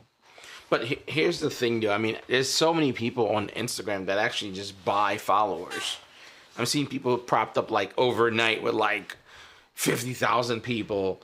I'm just curious how they curate that in terms of paying people, or at least confirming what's real views or what's fake views. Because I think that's one thing they don't have under full control yet, at least on Instagram, because people are still pretty much like buying followers and stuff. So yeah, I'm not necessarily sure how they mediate that, but even if you buy followers in the short term, maybe it can help, because maybe Instagram will push out your stuff because they believe you have more followers. But They do keep track of that as well. Like if you pay for likes and all that kind of stuff, like you'll get blacklisted and your content won't get pushed out to anybody. Oh wow. So Well, but I don't know what the threshold is for that. I mean that's a lot, man. I mean, like I said, I try to shift my focus, but I definitely agree to having a brand where it's cross platform would be ideal. But it's just I don't know, man. Personally, for me, I feel like I just don't want to spread myself thin. It's just, but I could see why that could be like an alluring thing. And I got a little discouraged when we were talking about Instagram also, just because I feel like a lot that's on Instagram, if you're not a girl that's showing half naked photos, is like you can forget it. You know what I mean? It's just like wild, or it's like some wild, crazy stuff. So Yeah, it has to be wild, crazy, like just quick content that just mind-numbing quick content, and that's what does well. I don't even like Instagram like that. I'm really not a social media person. But got to play the game, I agree, man. You have to play the game if you want to get to where you want to go. By the way, any good questions you have for me, man, while we're here, and any best practices you want to share? Go ahead. Sorry. Go ahead. I see Solo Rider said, can I explain how that works? Let's see. Let's see here. Can I explain what exactly? Let me see. I noticed that most of the female influencers switch their energy mostly on IG and TikTok. So can I explain how that works? So he's asking about girl influencers that are on other platforms. They're just going. I think it's easier to get paid on those platforms for girls. Like YouTube, for example, is a whole different beast that requires a lot of. Give me a second, guys. So give me a second. I'm gonna let you take that over. I'm just gonna grab my dog because she's acting up. Go ahead, Covert. You could take this away for a second if you don't mind. Yeah, I mean it's easier. It's just like it's hard to talk about it without getting dicey, but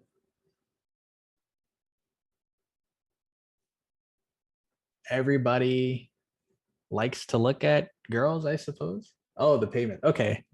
That's easy. Make a business YouTube account, or not YouTube, business Instagram account. Like you can just convert your account. After that, you can go to your settings and look at ads, and it just say like monetize content or monetize reels, and then you just monetize it. You add in your billing information, and that's pretty much it. Like it's really not complicated at all. But for it to really pay off, like you definitely want to be not going viral, but you definitely want to at least get like 30K a reel and post multiple reels a day. And by the end of the month, you should be sitting pretty with the check. TikTok's a little different. I think TikTok, you do have to meet a threshold of followers, but people make decent money on TikTok as well. But I don't know how they monetize that one yet. By the way, I'm back. Thank you for holding that down for me for a second, man.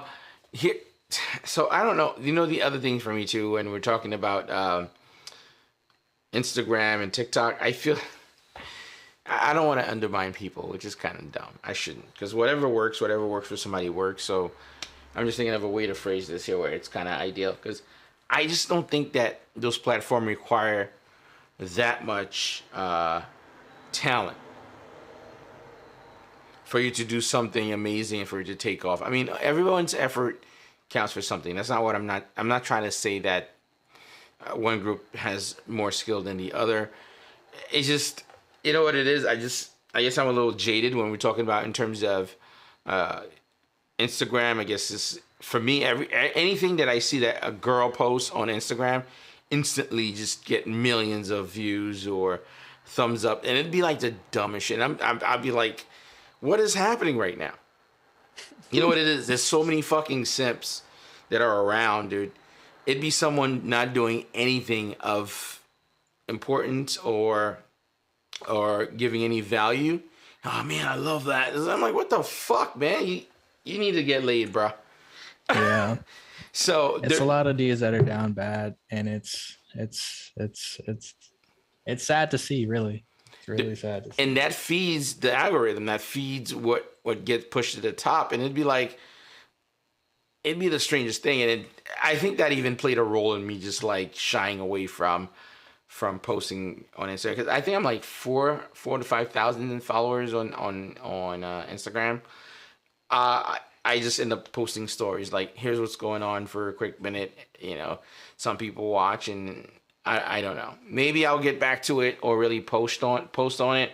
But I definitely feel, actually I shouldn't say feel, I definitely think that YouTube is something that requires a lot more skill and understanding what create good content, what's bad content, picking a thumbnail that works, what's ideal. I even found myself when I watch Netflix or something like that, I'm like, oh crap, that's something I would watch just from the block image of it or something like that. They all kind of somewhat intertwine. You don't have any of those things. I mean, if you could do a photo of someone's ass up close, everyone's gonna click it on Instagram. So it's one of those things, but maybe I'm a little bitter about the whole thing. It's possible, because when you're doing something for a while and you're going through all those motions, you know, you could probably start taking those personal, you know, that's why it's good to have fresh perspective from other people.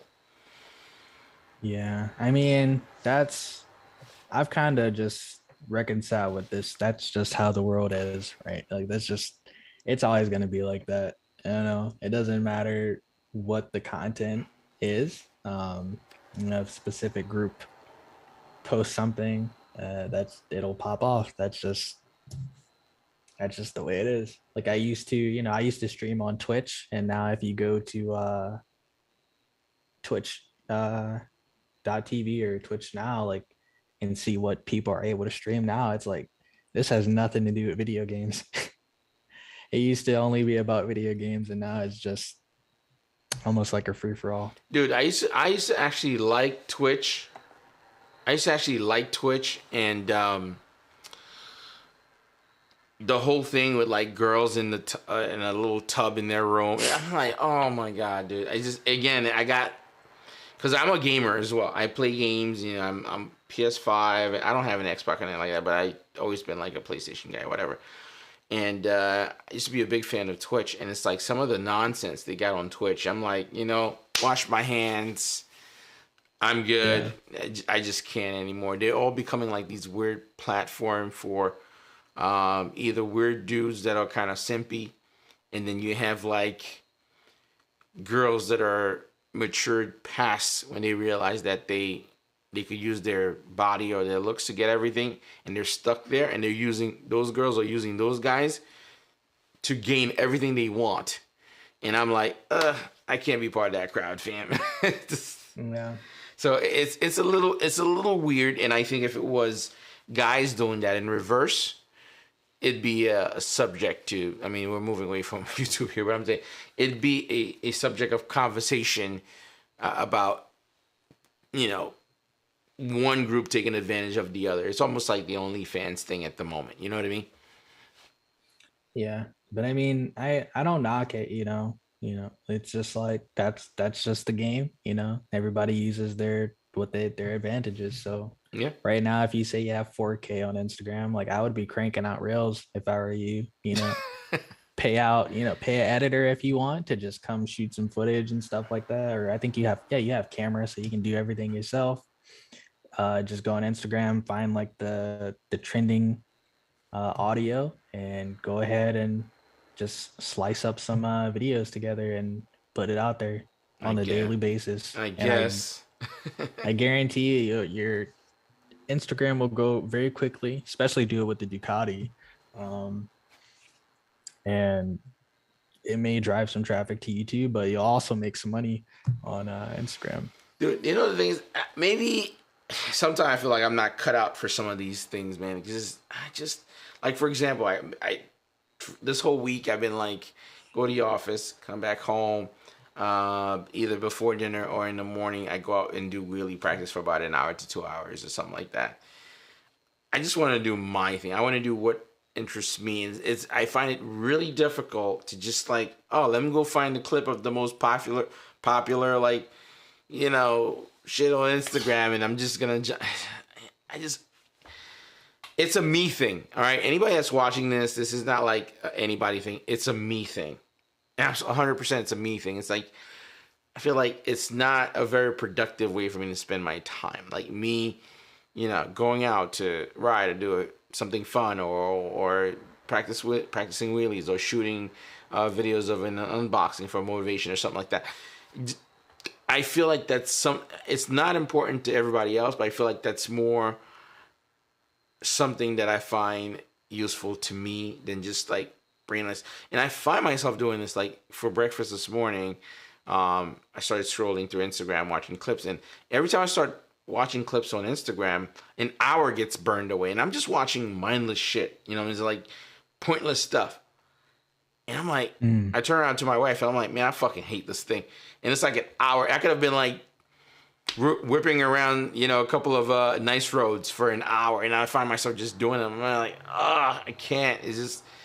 It's tough, man, and it's an internal battle that I'm fighting all the time when it comes to social media, and I think, again, to circle back to what I was saying, I think that's probably my biggest hurdle as to why I'm not at a position where my channel or my page is not larger, because I share the same sentiment across everything. It's like when police chase videos was a thing, or punching mirrors and all that, and I'm like, what the fuck, man? You know, like, this is absurd, man. You know, I and I'm watching it, and I'm feeling stupid just watching it.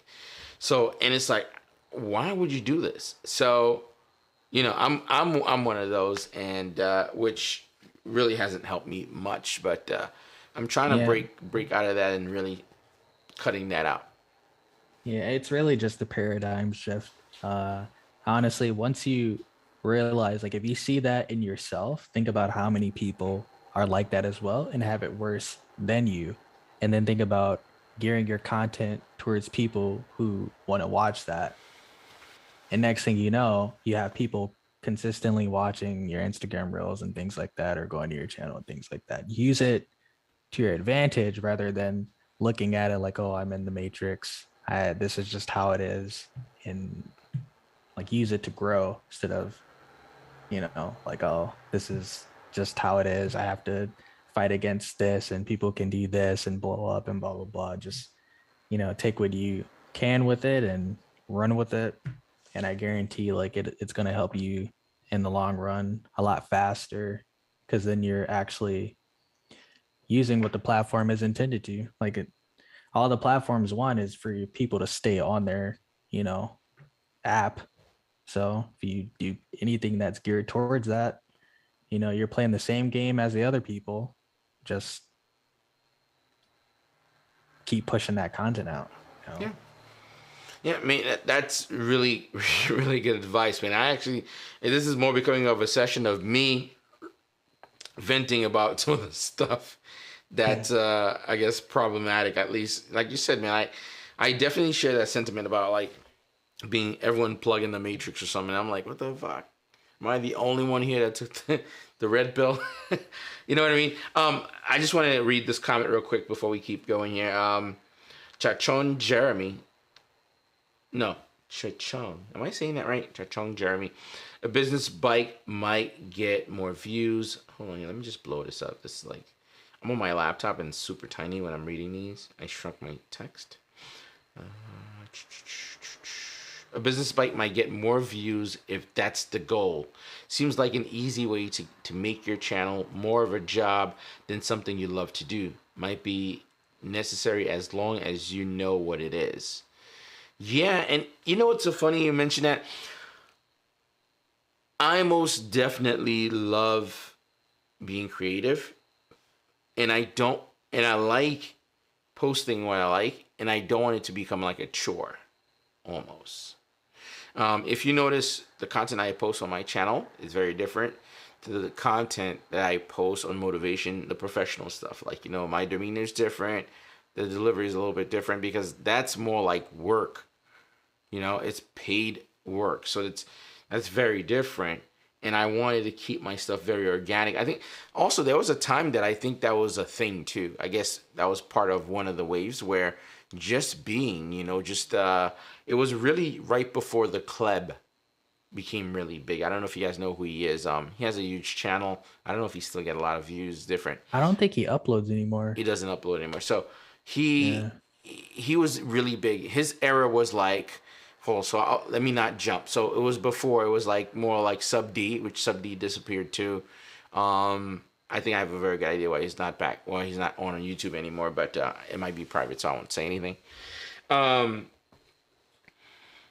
During that time frame, Sub D was like more like, hey man, let's go out for a cruise, get some food, and chat with people. That I actually really like that era a lot because you really got to know who you're watching, who they are. You know, you get to experience the bike is part of the experience, but then it was more the adventure they were going on, and you know, I like that a lot. And then the shift right after that became, I think, more like the Kleb and who else, Grommy Bear, where it was just like really crazy shit. Like the Kleb was like jumping in bushes like randomly. It was like very jackass ish.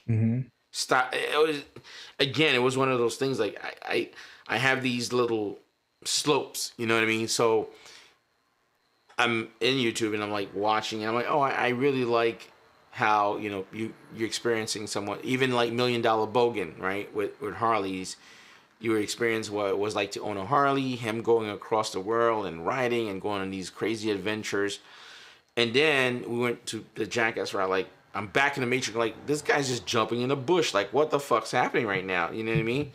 So, I mean, this is not to knock anyone or anything. Like, this is a general conversation. I'm just sharing my thoughts. And, you know, it's possible that it was just, like, not for me. Because you have some kids that are 15 and 16. It's like, oh, yeah, he jumped in the bush. That was great. You know? Yeah. You know, it was one of those things like, I'm unplugging in the Matrix right now because this is crazy. Yeah, it definitely wasn't geared for you. What that was piggybacking on is people who go to colleges and do like the interviews and stuff like that, or like the pranks on people. Mm-hmm. That's kind of what that was piggybacking off of. I know, like, I don't want to say a movement, but people still do that. You know, they go out to like a bar or something, they do like the little interviews and whatnot. That's kind of what that was doing. And I was really big at the time, and so it just worked out really well for him. Would you say that's like Sneeko? Do you watch Sneeko? Yeah. I like Sneeko a lot, dude. I like him a lot. He's a little more.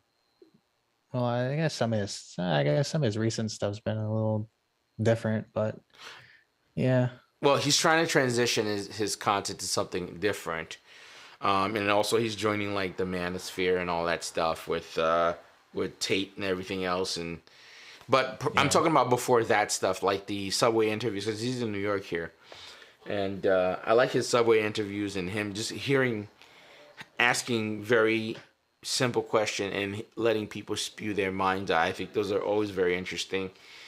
I guess for me, at least where I fit in YouTube is very different. Like, I do like some interesting stuff, some fun stuff, some funny stuff, but I always like something that's insightful that would stimulate the mind. So that could just be a me thing too. Again, most likely it is a me thing. I think most people tend to prefer watching a mindless thing. I don't like to feel like I'm wasting time. So that's the other thing for me too. Yeah, funny enough, like when I first found Kleb's channel, I didn't actually enjoy it. Like I stopped watching him relatively quickly. But later on down the line, like now he doesn't upload anymore. Some of his later videos are really good. Like it still had that energy. It just wasn't all the time, you know? Like he kind of found a way to calm it down, but then still have those moments as well. And it was a nice balance rather than just constantly in your face with it. Well, you know, I can respect the hustle, really. This is not me like knocking him or anything like that. it was just so odd. You know what it is? It's, for me, there's like a thing that happened in my brain. It's like him jumping in the bush. It's like kind of Jackass. Like, when you watch the show Jackass, whatever, that's funny. And then he would eat a random flower. It's like, it just, you know what I mean? Yeah, I definitely respected the hustle. Everybody, because some people, it's like it's a character, like this. Maybe that's how he is in real life, or maybe that's the persona he plays. Some people do that with their channels. They become like a persona. Like, I don't know if you watch like other streamers like Dr. Disrespect, but it's like, yeah, I know who Dr. Disrespect is. He's pretty yeah, funny, and he does some pretty funny. Well, his setup is really so. Here's what happens sometimes that I think might have thrown me off sometimes. So, just to kind of preference this, right? I don't want to kind of keep on talking about the same person as if I'm just knocking on the person at that. So, Kleb was in the service, so he's not a kid. So my mind always go back, oh, this guy's in the service. He was, in the Army or the Navy. I don't know which one he was in.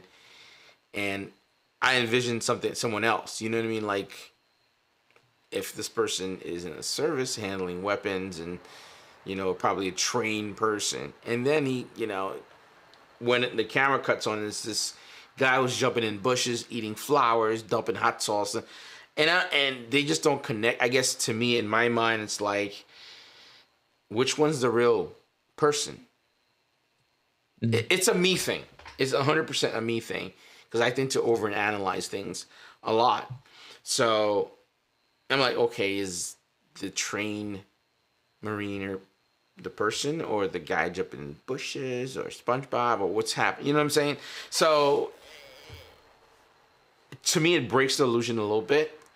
So, and that's the thing for me. It's like, and I love the motorcycle aspect because I like bikes, and he rides, he has a good time and stuff like that.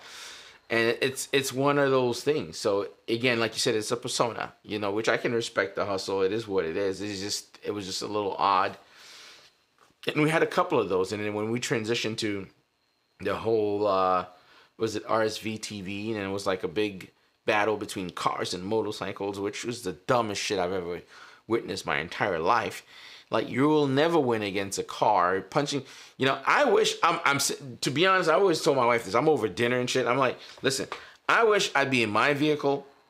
I love motorcycles. I love riding. But for someone to punch the mirror of my car, I won't say what I would do here because it'd be incriminating myself. But you would not disrespect my property that I work hard for and do. And let's just say it would not end well for you, even though I love bikes. I'm just one of those people. You know what I'm saying? It's like, and you're not gonna use me for clickbait. I'm sorry, man. I just cut you off. I apologize. You would. Oh, no worries. I got in my feels over this. You would not gonna use me for clickbait. You're not gonna abuse my shit that I work hard for. It's just not gonna end well for you. So this is why I couldn't connect to something like this. Usually I'm pretty fun and lighthearted, but I would appreciate to be respected, and I like to show people mutual respect when I'm out there. I'm not going to go out of pocket. You never know who you're going to run into. So stuff like that is kind of odd. But yeah, go ahead. Sorry, man. Yeah, no, I definitely have like look at things in a more, or watch more mature, I guess, content. Because I used to watch those like clips of, like bikers going crazy and stuff and hitting like mirrors off, but after a while, I'm like, this is kind of stupid. Like, you're speeding, nobody sees you, so it's like, and now you're mad, like you're already breaking the law, ton of traffic violations, and you're mad at someone because they probably didn't even see you. Now you're gonna damage their property and speed off again. It's so, I'm like, well, the more I started linking them, I'm like, yeah, they just give us bad names. Yeah, but here's the thing that's odd. Anybody that rides a bike, we tend to drive cars as well. And if you drive a car and you know the deal with the bikes are very fast, they're loud. Most of the time you hear the right? You hear that passing. Most of the time when you hear that, they've already passed you. I mean, if you're going like 25, 30 miles more than what that person is going, By the time they hear it, you have already passed. By the time they've heard you, you've already passed. So you should understand, as a driver, that's what's happening. Nobody's intentionally trying to kill you on the road. You know what I mean? You know what I mean? You're doing this for another reason. Because I've never been in my car. I'm like, I wonder which motorcyclist I'm going to run over today by mistake or for real. Or one of the two. You know what I mean? We know it's not intentional, dude. Nobody intentionally try to harm you when you're on the road. That's just asinine. Yeah. You know what I mean? Yeah. I mean, now, like, I laugh it off. I mean, I've had a couple people like commented on my reels like, yo, like, how can you just laugh off someone, you know, trying to hit you? I'm just like, you know, it comes with the territory, man. Like, I'm flying down the road. Like, I know they didn't see me. So it's my fault at the end. I can't get mad at them. You know what I mean? But Yo, Solo Rider mentioned Scarface Mike, man. I think I have a bit of a bad temper, man. I'm pretty cool most of the time, and I don't get mad often, but I don't like to be upset, because when I'm upset, I'm like really upset. Like, you know, in my early 20s, man, you know, I was a little lit, like really teetering over, you know what I mean? Which I try not to get upset. I try to be as cool as possible with most situations and try to be nice and calm. So I don't look for any smoke, and I try not to give any, because I'm not willing to roll the dice. It's just not my thing. I rather continue being cool and collected as much as possible and chill. So I'll just leave it at that. I stupidity just kind of get under my skin. You know what I mean? It's like I can't do it. By the way, dude, you have a... Is that your bike right there on the clip, the blue one? Oh, yeah, you've crashed your bike. You changed the color. Oh, yeah. We've been talking so much. I'm actually really enjoying our conversation, man. It's super insightful for so many reasons, actually. I'm just going to roll this back. I'm actually enjoying the conversation a lot, really, for the whole YouTube aspect, Twitch, just everything we balanced it off. To be honest, man, I think you and I probably, outside of the whole stream conversation, I think we're pretty much somewhat into similar things. I went to the Clutch Control event in New Jersey, far out in New Jersey, and I bumped into this other gentleman, and he was like, yo, you watch anime? Yeah, I watch anime too. I always be on Twitch. And I have a very good feeling we probably all fall in that same category, even though people do not see that. They usually see me on bikes and stuff like that. But big comic book guy. Anime. What is it? Said I do partake in anime. Yeah, so big comic book collector, Trigun collection, Escaflowne, we got everything. My freaking attic is like stuffed of like tons of anime collection, man, because I like to keep... I know you can watch them digitally now, but I have like, you know, the Trigun, Cowboy Bebops, your Escaflownes. We have everything, dude. My wife even watches. She's Asian, so she's probably into that as well. But I would, if I were to guess, I'd say you probably fit in that category, bro. Man, yeah. So yeah, we could definitely have a talk about that, you know, another time. Probably be a long talk. But yeah, even when I crashed, even though it wasn't my fault, I don't know. I just don't get that mad, you know. I'm just like, well, you know, just moving on to the next thing. But yeah, I rebuilt that bike pretty quick. Was that your first crash, by the way? Yes and no. First crash on my bike. I rode when I first learned how to ride. I think I rode for like 2 days on my friend's CBR 600 RR, and it was like a track spec CBR. I had no business really trying to practice on that thing, but he let me. And I took this corner to... I'm talking about like I couldn't even counter steer.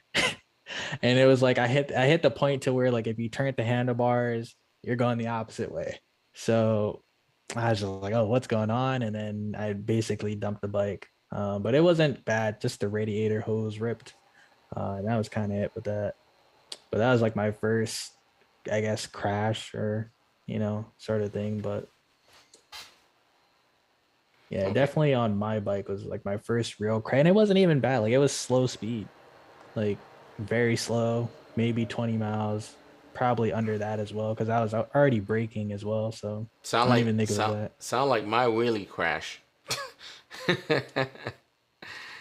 Yeah, maybe because I really didn't. I kind of just did a front flip and rode, and I got up, picked up the bike, and moved to the side. Yeah, it wasn't bad. You know what's so funny? Over lunch, I was telling my wife that I expected to crash wheelie practice while I was doing wheelie practice, probably falling on my butt or on my back. I never saw that I was gonna eat it from the side. And again, I made it like a learning thing with me. Just how do you call it? Just really not upsetting the chassis of it. By the way, if anybody just tuning in now, this is the crash I was referring to. Ooh.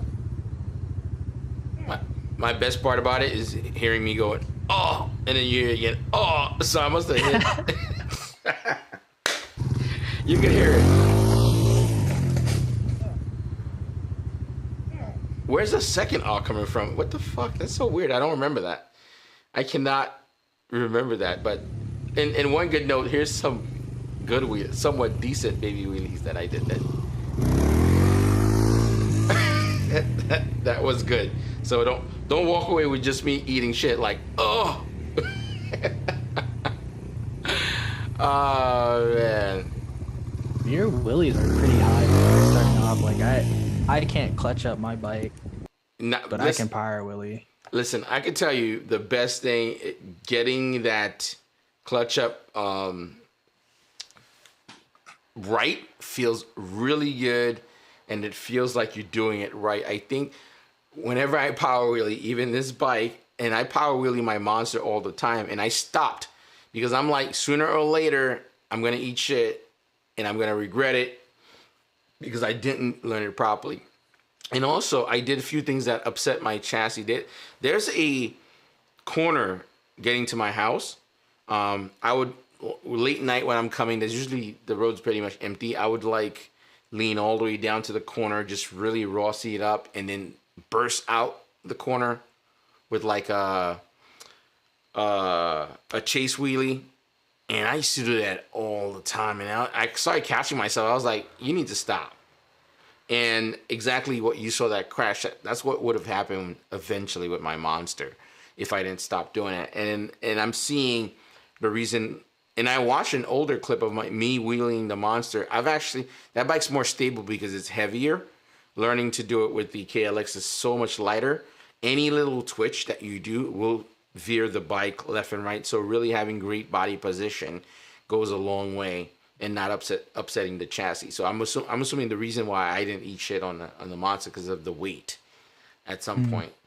And it's something, if it's something that someone wants to do, I would highly recommend me doing. I mean, it feels super accomplished, learning something completely new, and it didn't bother my ego at all. Like I was saying when I documented, I was like, man, if that was one of my Ducatis, I would have been really kind of hurt about it. You know what I mean? And it's like, yeah, it was the right reason why I bought the bike. It didn't bother me that I dumped it on the floor. It was just like, listen, man, make sure that my fingers were all there. Because for some reason, when I slapped, I think the second awe was like my hand or something. I don't know. But I could definitely laugh it off. And I just kept on going too because it wasn't hurting me. But now it's pretty like stiff, really. I'm going to ice it tonight. And I just don't want it to swell up or anything like that. But I'm actually very excited to practice tomorrow. I'm going to be doing probably another 2-hour session of just like really practicing. And if I had someone with me, I think I'd probably get this a lot sooner. By the way, this is my 5th day of practice. We're talking about from the beginning was like nothing was happening to power wheelies. And then now straight clutch up every single time. When I do it, I can clutch up straight forward. So, and you can consistently see changes. I'm having a super blast just doing this, to be honest. Yeah, that's what's up. I need to get back out there and practice, but my main thing is I don't rev it up enough. Like my bike is ridiculously loud. The videos don't do it justice. It's so loud. So when I rev it, to get to the revs that I need to get to, it's just screaming in my ear. and it scares the hell out of me every time. So I like back off, and I never actually like give it enough reps to clutch up. Well, you know, the funny thing is, the very first thing that I did, which I hated, which breaking in a bike, which I'm starting to hate. I used to love breaking in a bike because I felt like it's new and I just got a new bike. Now I hate it because I feel like I want to get into the actual fun aspect of the bike. But I took the time frame of the bike being brand new to breaking it in, getting used to it, right? Understanding it very well. I think a super bike, until you're expert level, like somebody like David Piccione, which he was on the stream, I don't know if he's still watching, One Man Wish, he's completely expert. He has a Hyper Moton 1100. And actually, if you even refer back to my channel, hold on here, I'll see if I have his video. I want to pull that up because I just want to show you. We've ridden often before here in New York, and I'm gonna see if I could pull that video so I could run it back here. Yeah, wheeling a super bike, it's expert level in my opinion, because especially if you're riding a bike that's a 600 or 1000, the power band is so high, you're gonna have to be going so fast to get the front up. Or I don't know if you've noticed anybody that's wheeling a super bike, they're like 60, 70 miles already, and then dump the clutch, you know, down a gear, and then they crank it to catch it. That's, again, if you're just watching, you're observing, you know, for entertainment, you're not going to notice it. If you're learning and you understand how wheelies work, you're realizing how fast they're doing this wheelie. It's crazy. Unless your bike is spec for it, where you change the rear sprocket, a bigger sprocket that it's going to give you a lot more torque below.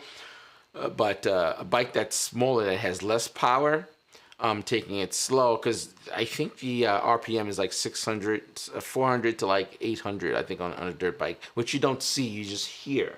So it's a lot of listening.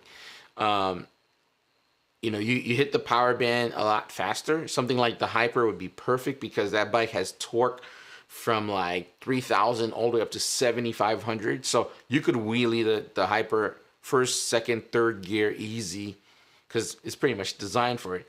But super bike wheelies, next level stuff. I 100% would never practice on a super bike just because of the torque band. Yeah, my Gixxer 600, if I'm trying to do a second gear clutch up, like I have to be going like 40 miles an hour.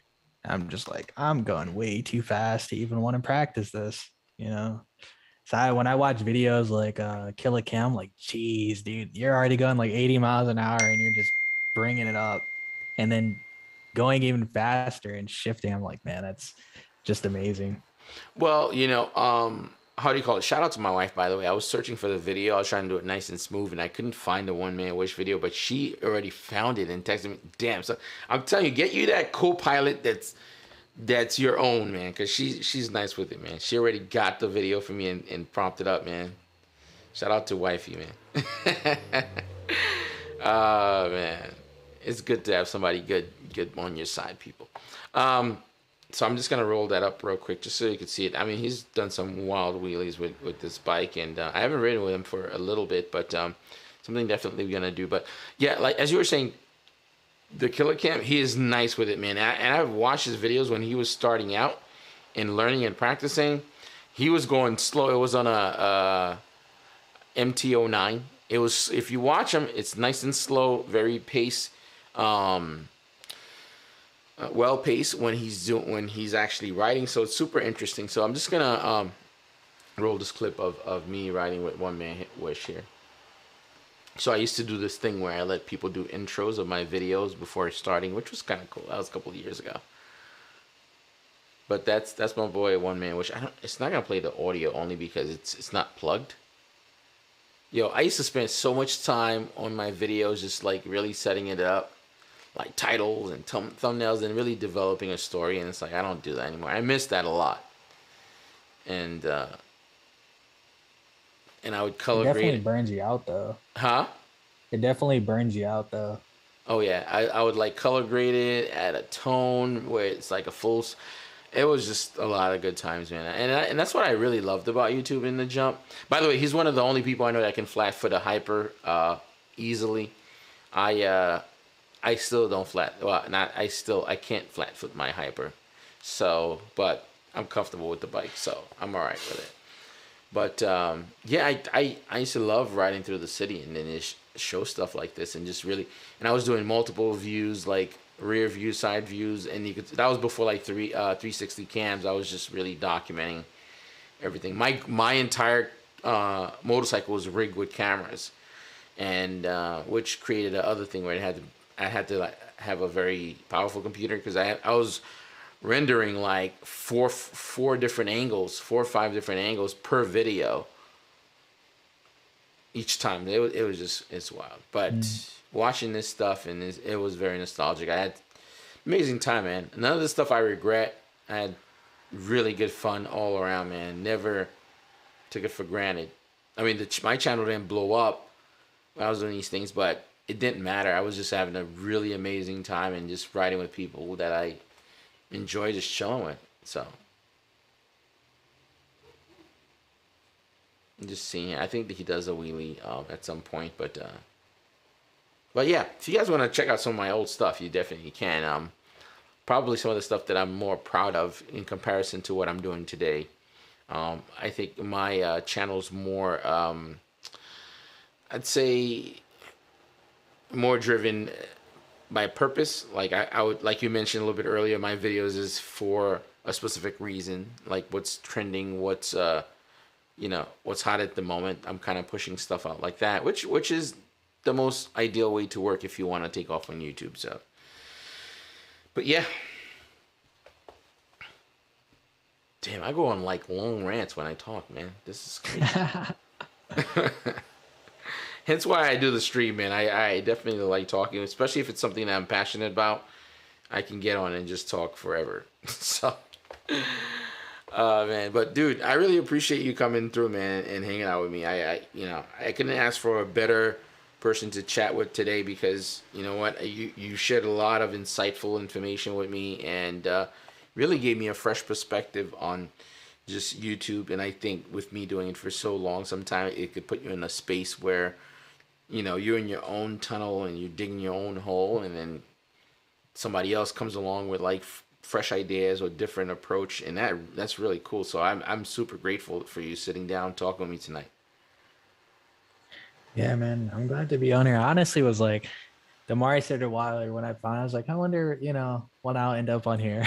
Honestly, I was like, I wonder when I'll end up here. I guess we'll see. And what's so funny? When you message me, you're like, I don't know. You've had a lot of really great guests.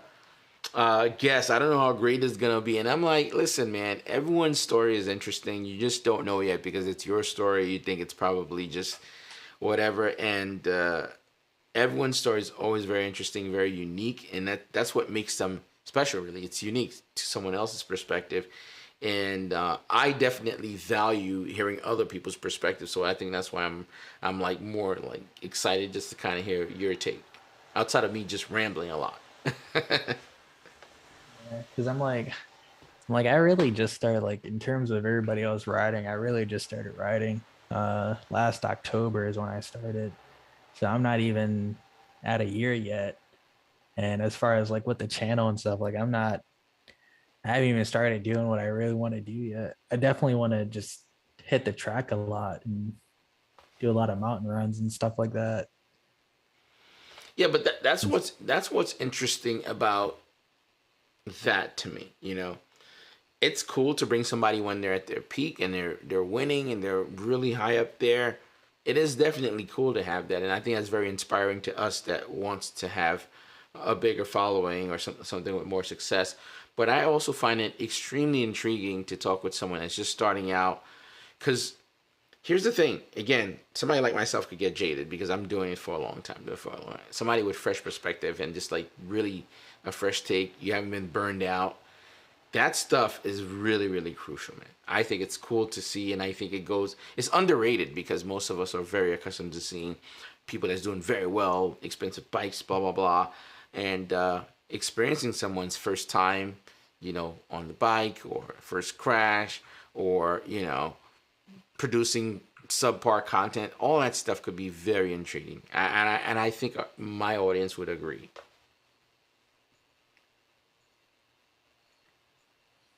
Yeah, it's actually, I've gone back and watched some of my other videos, older video. I actually plan to do a video, like 1 year of riding, what to expect, because I hit a lot of the same roads that I did when I first started riding. And when I watched those, I'm like, man, like in that time span, the difference that I've made so far, like I came a long way from like the first few months of riding. And I'm hitting corners at like 15 miles an hour, scared. Like, you know, I'm like, geez.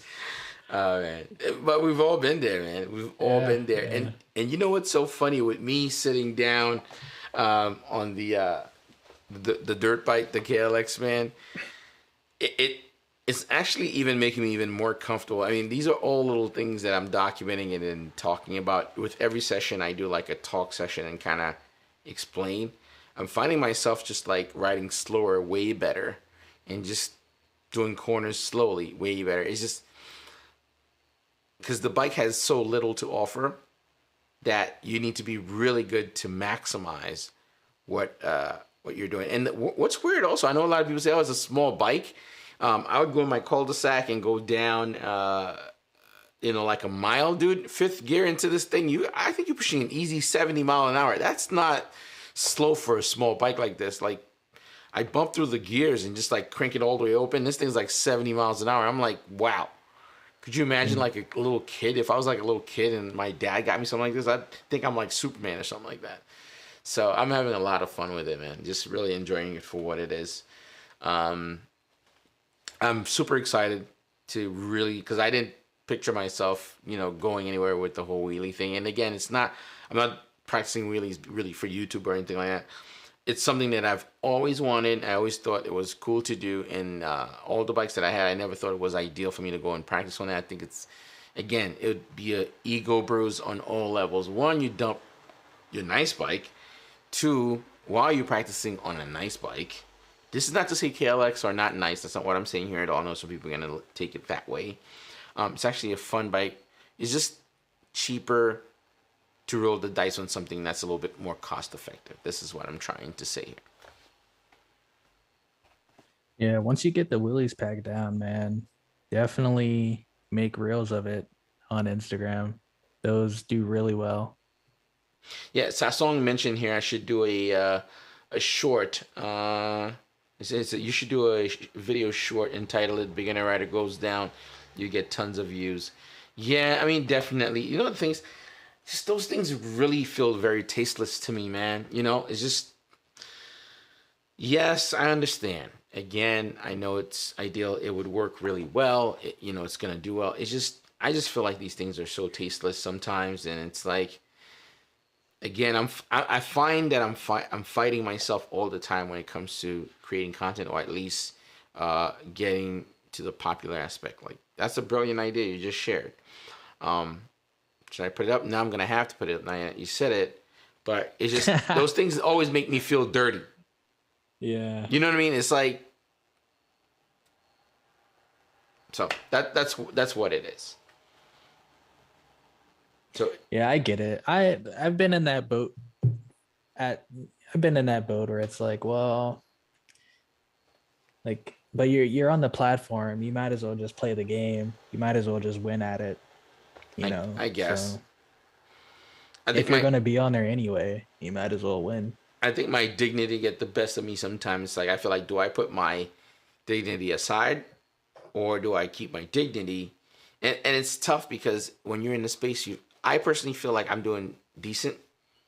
I think in some people's cases, like, they need to do that to actually get to where they want to be. I think there's that's happening a little bit, maybe inside of me. I don't know, man. This is just all speculation. This is becoming more like a doctor's, like a psychiatrist interview at this point, dude. Yeah. I know exactly where you're coming from, because when I had the gaming channel, I was very much set on doing it myself. Like, I don't even want to collab with people. Like, I don't want anybody to be like, oh, like, I hope you get to this point or anything like that. And yeah, I did it, but at what cost? Like, I had suffered. I grind my heart out and burnt myself out. And for what? to get there way later than, you know, what I could have. It's just, I don't know, you know. Yeah. And that's why a fresh perspective is worth as much as it's worth. But yeah, man, I mean, I think I'm definitely changing that a little bit. I'm being a little bit more proactive regarding utilizing that stuff. For example, I've been doing shorts on YouTube, and all the trips that I took this year, and I'm using all the content to kind of use it as short. They definitely feel a little cheap that I do that. Like, you know, I rode this bike, I rode that bike, and, you know, it's like a couple of seconds of it, but it definitely does work, but it definitely feels cheap. And your boy don't like to feel cheap. So, yeah. That's what it is, man. Guys, if you do have any questions, I know I've held Covert Mecca for about 2 hours, man. I definitely enjoyed this conversation, to be honest. It's actually nice talking to somebody down to earth and just really sharing my opinion. Because a lot of this opinion and thoughts, I usually keep that stuff to myself. And I maybe have the conversation with my wife over dinner or something like that, or when we're hanging out.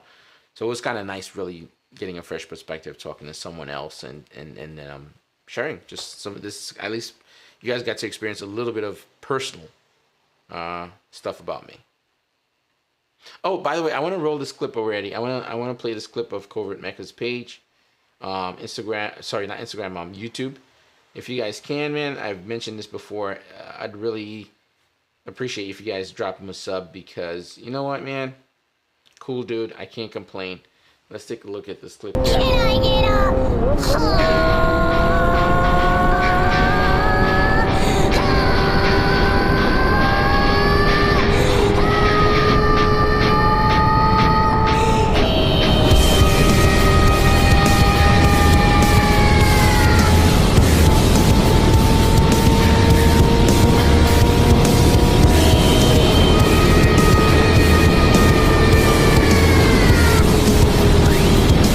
What is up, guys?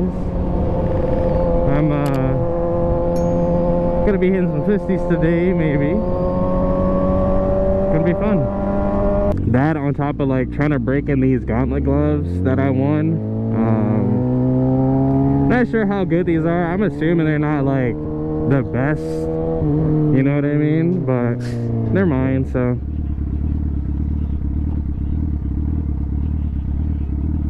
So I'm gonna use them, I'm gonna love them.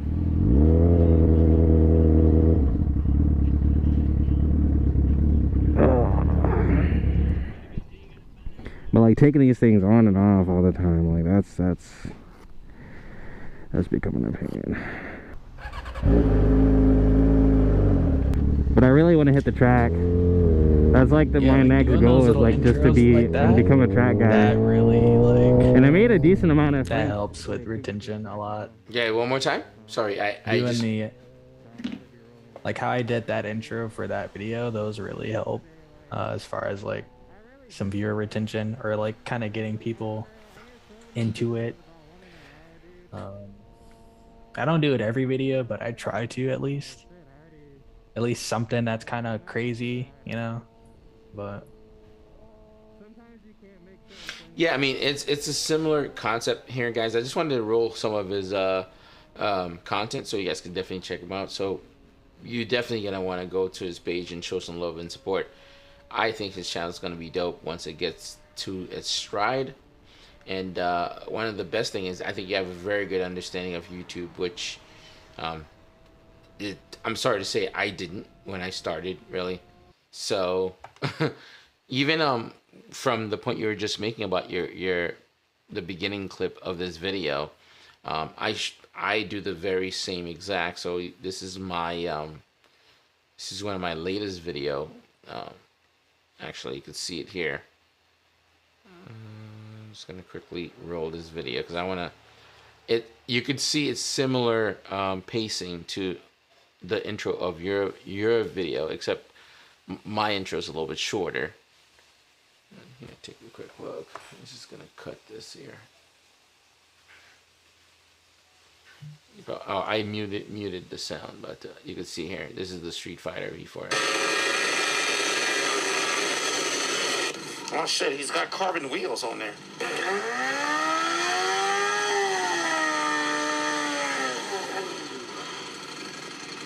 Nice.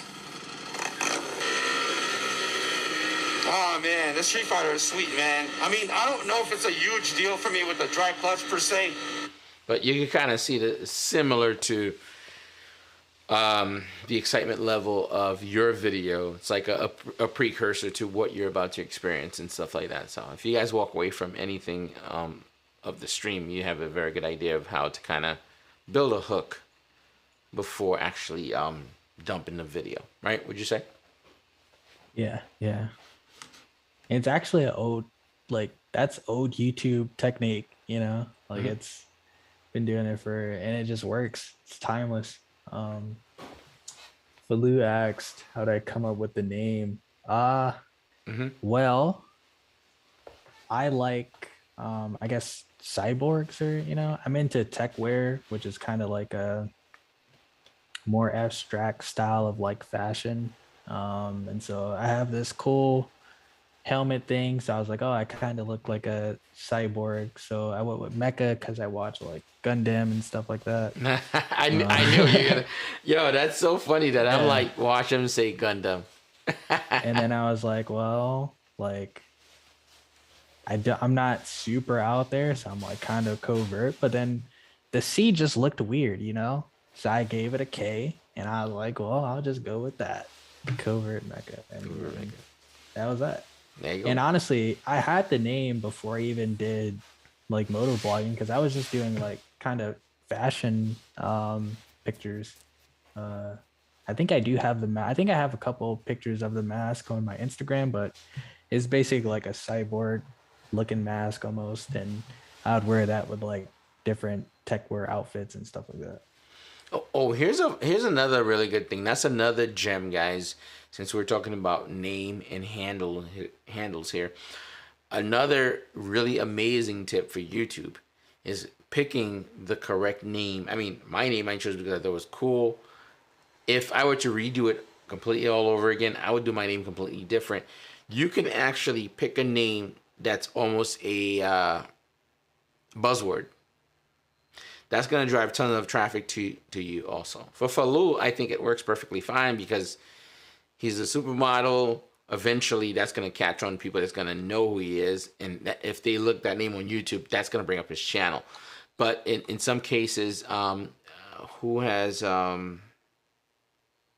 like Fastlane D's name is kind of clicky also. Fastlane D, you know, going on the fast lane, and then D for his actual name, Dylan.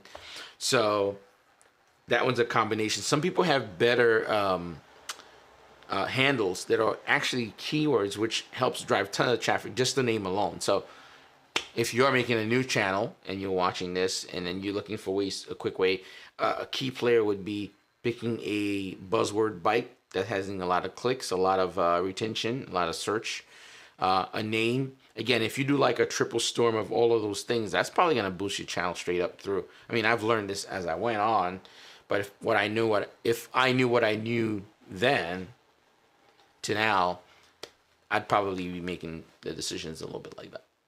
Would you agree, Covert? Yeah, I definitely would agree. It's but it takes a while, you know. Don't just pick the first name. I had a whole list. I had a whole Google doc of all the different names I wanted to come up with, and eventually I landed on this, and it took weeks. Honestly, it took weeks before I picked this one. So it's definitely not something that just happens on the spot. Definitely think it through and ask some friends, you know. They'll let you know, like, oh, like, is this catchy?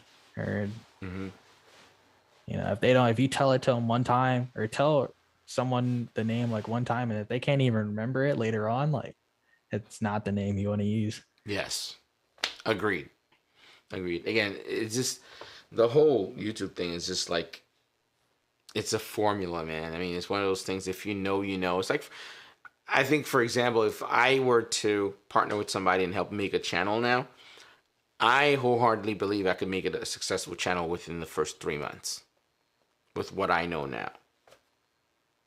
Just from starting from scratch, if it's motovlogging, the bike you're gonna get, the name, would have to render out the name and stuff like that, and really figure out what's easily searched. Even misspelling stuff sometimes works to your favor. It's just wild. It's a crazy thing, but super interesting. Yeah, it's definitely where like even some stuff people don't know is like, not making your title. I think you don't want to go over 50 characters, because if you go over 50 characters, it adds the dot dot dot on the end of it, so people Yes. can't see the rest of it. You don't want to do that. Like, make it short enough to where people can read the full title, like on their phone, on the computer, all of Yes. that. It's stuff like that. Like, people won't tell you. Like, nobody No. will tell you. No. Nobody will tell you like how you should do your description. Descriptions matter. You can add hashtags in your description. Yeah. You need to use your title in your description. Use the keywords that are in the title Yes. in that as well. Even you can even just plug your entire title as a tag in your YouTube video. Like, it's just, there's so much in there that nobody, like, it's just hard to find. Nobody will really teach you. I used to do that before, the making the title a tag. I don't know how much that works anymore. I don't know if that's still like a thing. It's not the full title anymore. It's more of like if you put like finally crashed it and then the bike name, you could use that, but you wouldn't put like, yup, finally crashed it, the whole thing. Like, just kind of that's the standout points of it. And even now, like, tags are more like, if you can do like bigger tags instead of like one word tags, like S1K, but do like BMW S1000 double R, like those work better than just doing like S1K or short tags. Like, more descriptive tags work a lot better now. Yeah, there's a lot.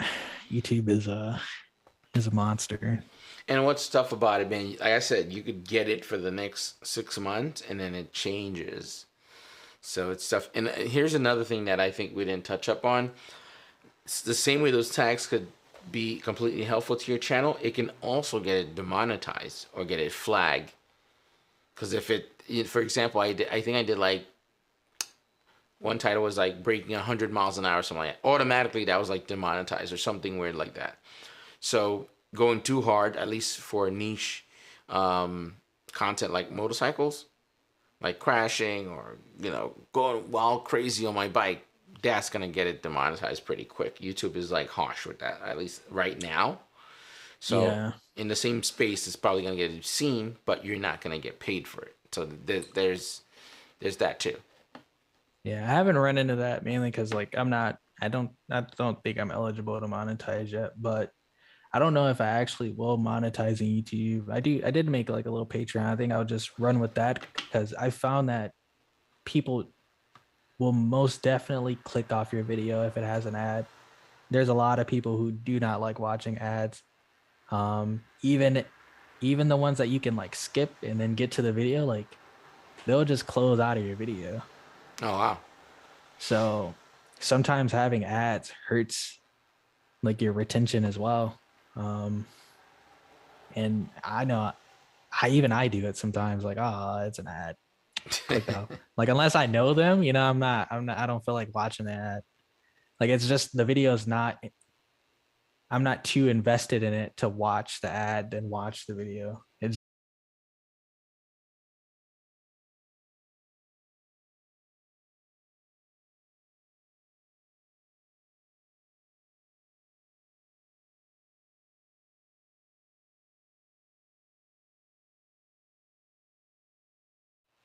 There you go. Can you hear me? Yeah, I hear you. All right, cool. Perfect. I think it's back. I haven't had that happen a bit to me. All right, guys. Yeah, sorry. I had a little connection issue for a second. That's been a hot minute since that's happened, to be honest. But I was just wrapping up too as that happened. So I know we've been running for over 2.5 hours. Really, really enjoy the conversation. Go over it, Mecca. I'm just gonna let you kind of just promote your page. Let me just pull it up on YouTube so that way people can kind of see your page and as you talk about it. All right. Well, I mean, it's gonna be very short. There's a lot I want to do with the channel, a lot of other bikes that I want to get. We're definitely going to be doing a lot more mountain runs and heading to the track eventually. And I live in a relatively warmer area, so those of you that have to stop riding in winter, you can live vicariously through my videos through winter. So guys, what's pulled up here, this is Covert Mecha's page. You can see there's some shorts on here, some of his videos uploaded. Definitely go out there, give him a sub. First of all, man, he should be at the 500 mark. That's a little tough right now. If not, get him up there sooner. And I think, man, your channel is going to come out to be something really cool because, again, you having the understanding of how things work, or at least best options, it's really, really great to see. And I think that's going to help a lot so you can get out that hole super quick. Yeah, I hope so too. It's really just, I'm just waiting for the algorithm to pick me up. Well, I'm always here, man. You can always shoot me a DM. You might see I don't reply right away or something. I'm probably busting my ass on some wheelies or something like that. Oh, man, I won't let that go. Probably out there because I'm not super on Instagram, but I think I'm going to make a little bit more effort, man. You gave me some pretty good advice regarding that, and probably upload more or something like that on Instagram. But yeah, you can always hit me up. I'm there if you have any questions, or if anything, I'll probably hit you up for some answers or for something I might be curious about. So Yeah, man, sweet. Oh, what's the best way to reach out to Mass Sports? Because you said they were doing a suit for you, right? yeah, they're doing a suit for me. I'll send you a link, and then just let them know you're coming from my page and stuff like that. They'll I think they'll take care of you, man. They're good people, and they create some really nice suits. Actually, mine's should have been done months ago. Actually, I did when I was out in Texas for MotoGP. They did my sizing. Everything is perfect. They're like, oh, just send us some high definition not JPEGs, but what's that file name?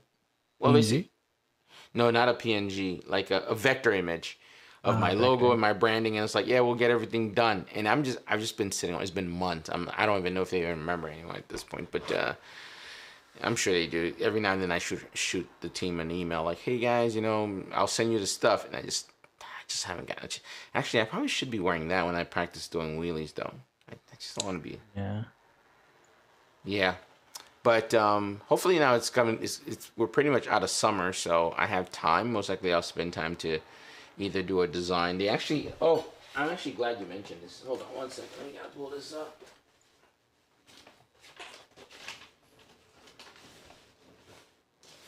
Damn, son.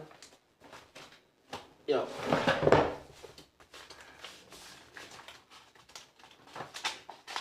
Yo, I have so much paperwork. And damn. Oh, here we go. Got it.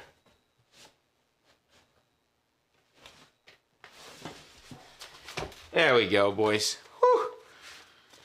So you do have that option when you are doing your mask suit, right? They're gonna send you this file. I need to turn off the light so you can see. They're gonna send you this file here, right? Your measurements gonna be on there, and they have all the diagram for you. The top says mass design. You fill all that stuff out. They'll do all the measurements, and all that stuff's gonna be filled out. And then you let them know, like, one, what logo you want there, motivation logo, your branding, or something like that. And then you pick a style.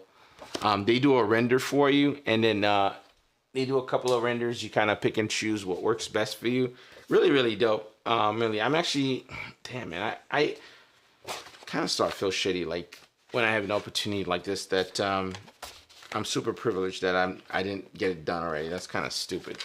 But yeah, and then they send you a render, you okay the render, and then they send out your suit, it gets done, and then you receive, they ship it out to you. Really dope company, and super excited, actually.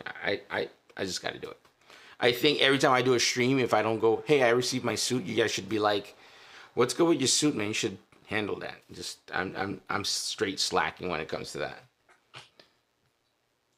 Yeah, I'll definitely reach out to them because I've been wanting to get a suit and looking for like different companies that like do sponsorship or partners or whatever with like social media and stuff like that. And, Mhm. I mean, fortunate enough, even though I'm not big, like I can reach a decent audience on social media. So I've partnered up with like Monster Fairings, Kaufman Exhaust. So it's like some companies go for it, some don't. So Yeah. let's see.